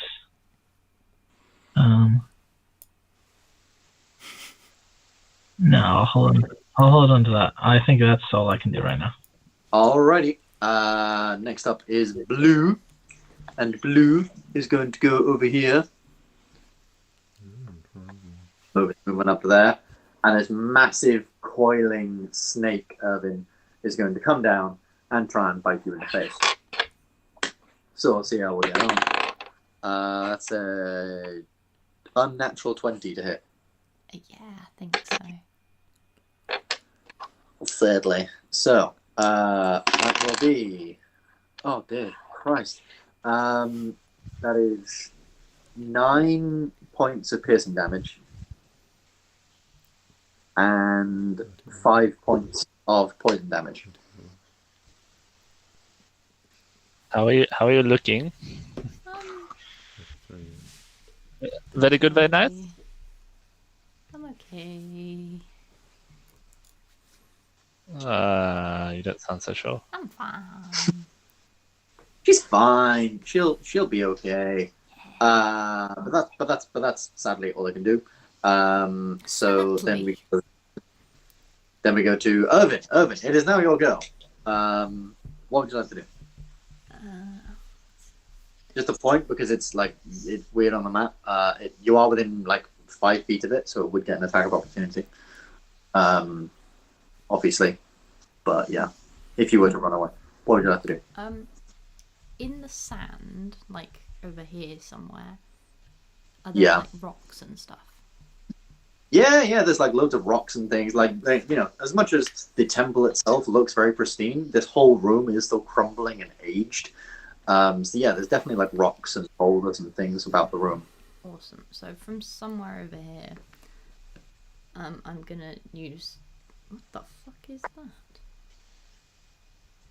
That's my aura vitality. So as long as you're in there, I can heal you. Ah, nice.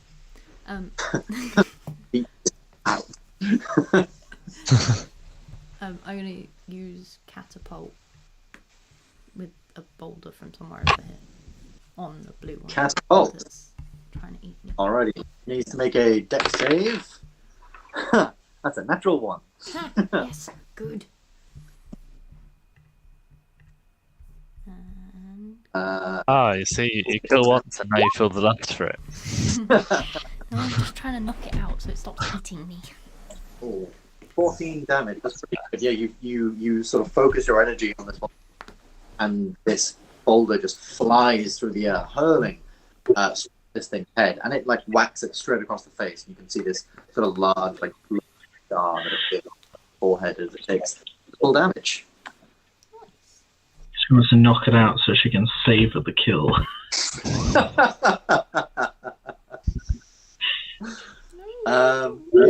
Is that everything? That's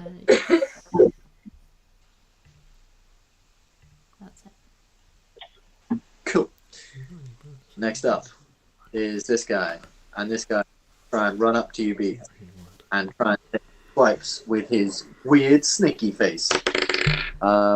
That is I think that's 14 to hit. Yeah, 14 to hit. Misses. Next attack, 15 to hit. Slightly better. That hits. What is his damage again? It's like D4s. A bunch of fucking D4s. 3D4. So, alright, so that is 7 points of piercing damage and 3 points of poison damage to you, Beats, as these snakes sort of coil and just about manage to break through your defenses, and one snaps just at your neck. But that's pretty much him as he's charging up, screaming a prayer to Mershulk just before he charges up with his snake arms. Next up is Dag. Dag is scared, but also not scared. Dag is cool. So Dag is going to run 5, 10, 15, 20 up to this guy and just drink, "Stay off the Minotaur!" And try and swipe against this thing a bunch of times. So that's 18 to hit with hits, and that's 20 something to hit with hits. So Yes, Dag. good job, Dag. So that's 2d8 plus 8, so that's 12 damage. Dag deals to this thing as he just starts slashing and hacking away at its hide. Would the red creature get an attack of opportunity, or was he not? No, he was next to it, wasn't he? He was... No, you are right. He was here. You are right. It would actually attack. Would get an attack of opportunity. Which is sadly definitely going to hit Dag. That's my d8s. D10s even. So that's 6 points of piercing damage. And sadly only 2 points of... That was a really bad roll. So that's 8 damage total. Then he runs up, slashes against this thing. That's all well and dandy. Next up would be Blue. So Blue is going to run over here. Again, take some attacks against Beats. I believe it was... Oh god, where was it? It was there. So you can go 5, 10, 15, 20, 25. Get behind you, Beats. And he gets to roll with advantage. Thank God for advantage. Not thank God for advantage. That was lower. That's a 13 to hit you. And a 17 to hit you. So the second one definitely hits. Do this really quick. 1 plus 4, it's 5 piercing damage again. And 4 poison damage, so 9 damage overall. Half health. That's what these guys are going to do.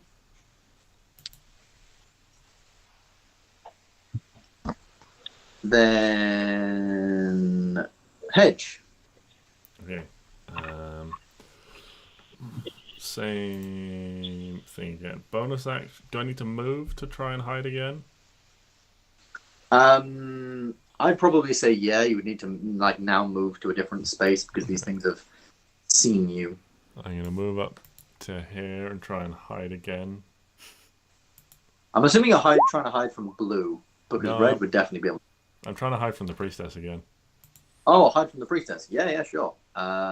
15. I believe she's got a pretty decent perception. Oh, not that good though. Yeah. So that does hide you. Excellent. Okay, I'm going to take a sharpshooter shot at her. So -5 on this. So 22. Yeah, 22 hits. Excellent. So +10 to the damage of this. So 24 plus sneak attack for 33 to the priestess.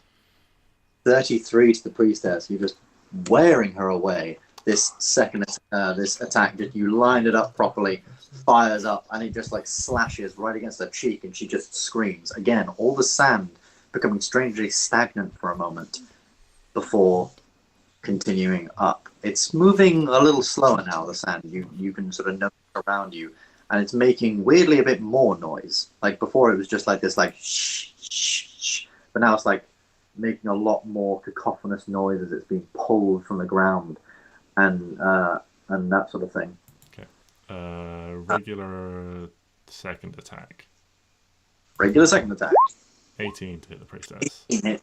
Yes, 18 hits the priestess. 12 damage on that one. 12 damage on that one. Cool. So that's 5. Cool. She's probably going to be thinking about hiding soon. Cool. If that is everything, then it is, in fact, her turn, and she's going to, now looking a little bit frightened and a little bit scared, just going to pull herself behind here. And it's just going to run behind, well, not run, like slither behind this large, very bauble monument, this spire, and just scream out, "Kill them, I command it! Mershok commands it!" And she opens her arms again, and all this stuff begins to, the frozen, stagnant sort of sand begins to go again, the dragon begins to swirl again, things begin to look like they're still progressing with whatever ritual she's got going on. But again, there's no one within range of her, and that's all she can pretty much do. Ayla, what would you like to do? You got a massive fucking snake thing right in front of you.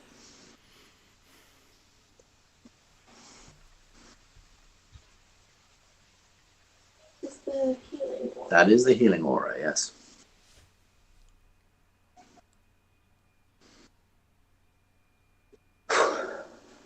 I will level with you earlier and say you're not on the top of the healing priority list. I'm sure of that. That was my fault. Whack the big thing again. Oh wait, no. Then you said bonus action. Summon your Echo Knight, yeah.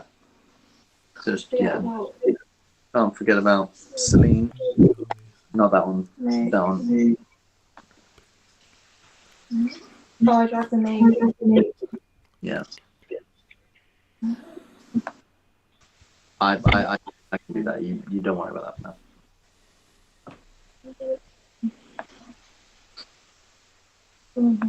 Yeah, it's fine.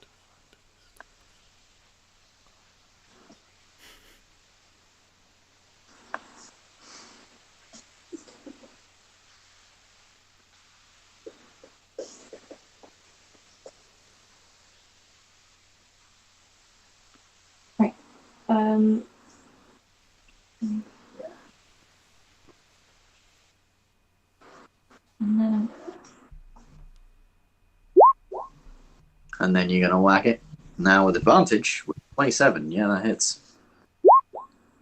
13 bludgeoning damage. Yes, so 13. Nice.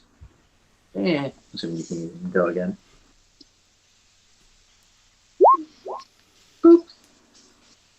21 hits. Oh yeah, 23 hits.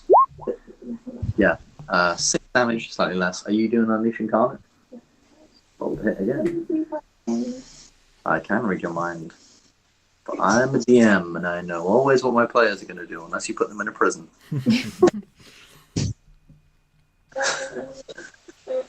That gives me 2 more. Or put them in a large place that has canyons. Wait, no, and that's stuff. the one that gives me normal action surge. So Yeah. Yeah. mean, you do still have action surge, which you can also do. 25 hits.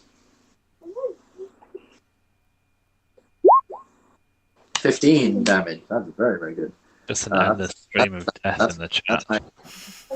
So it's like 13, 19, 24, 34 points of damage onto this thing. So I just need to add the 6, 33, but then the 15,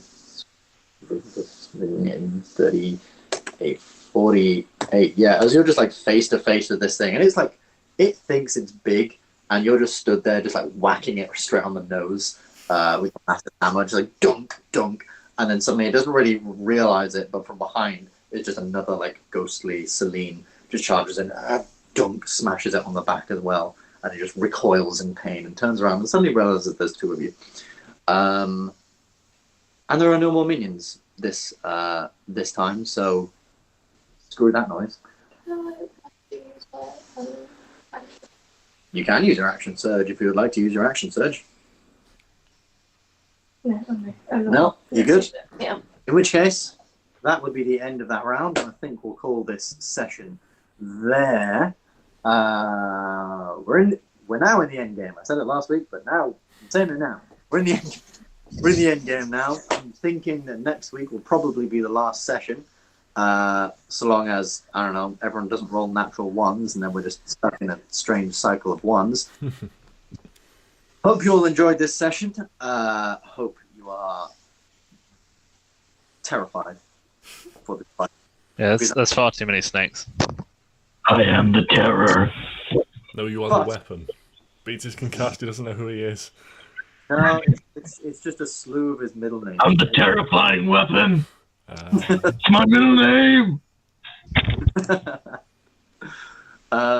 Yeah, I hope you're all enjoying. Hope you are looking forward to next week, where we can hopefully get this whole thing wrapped up and done. Thank you all very much for joining me. I'm looking forward to it.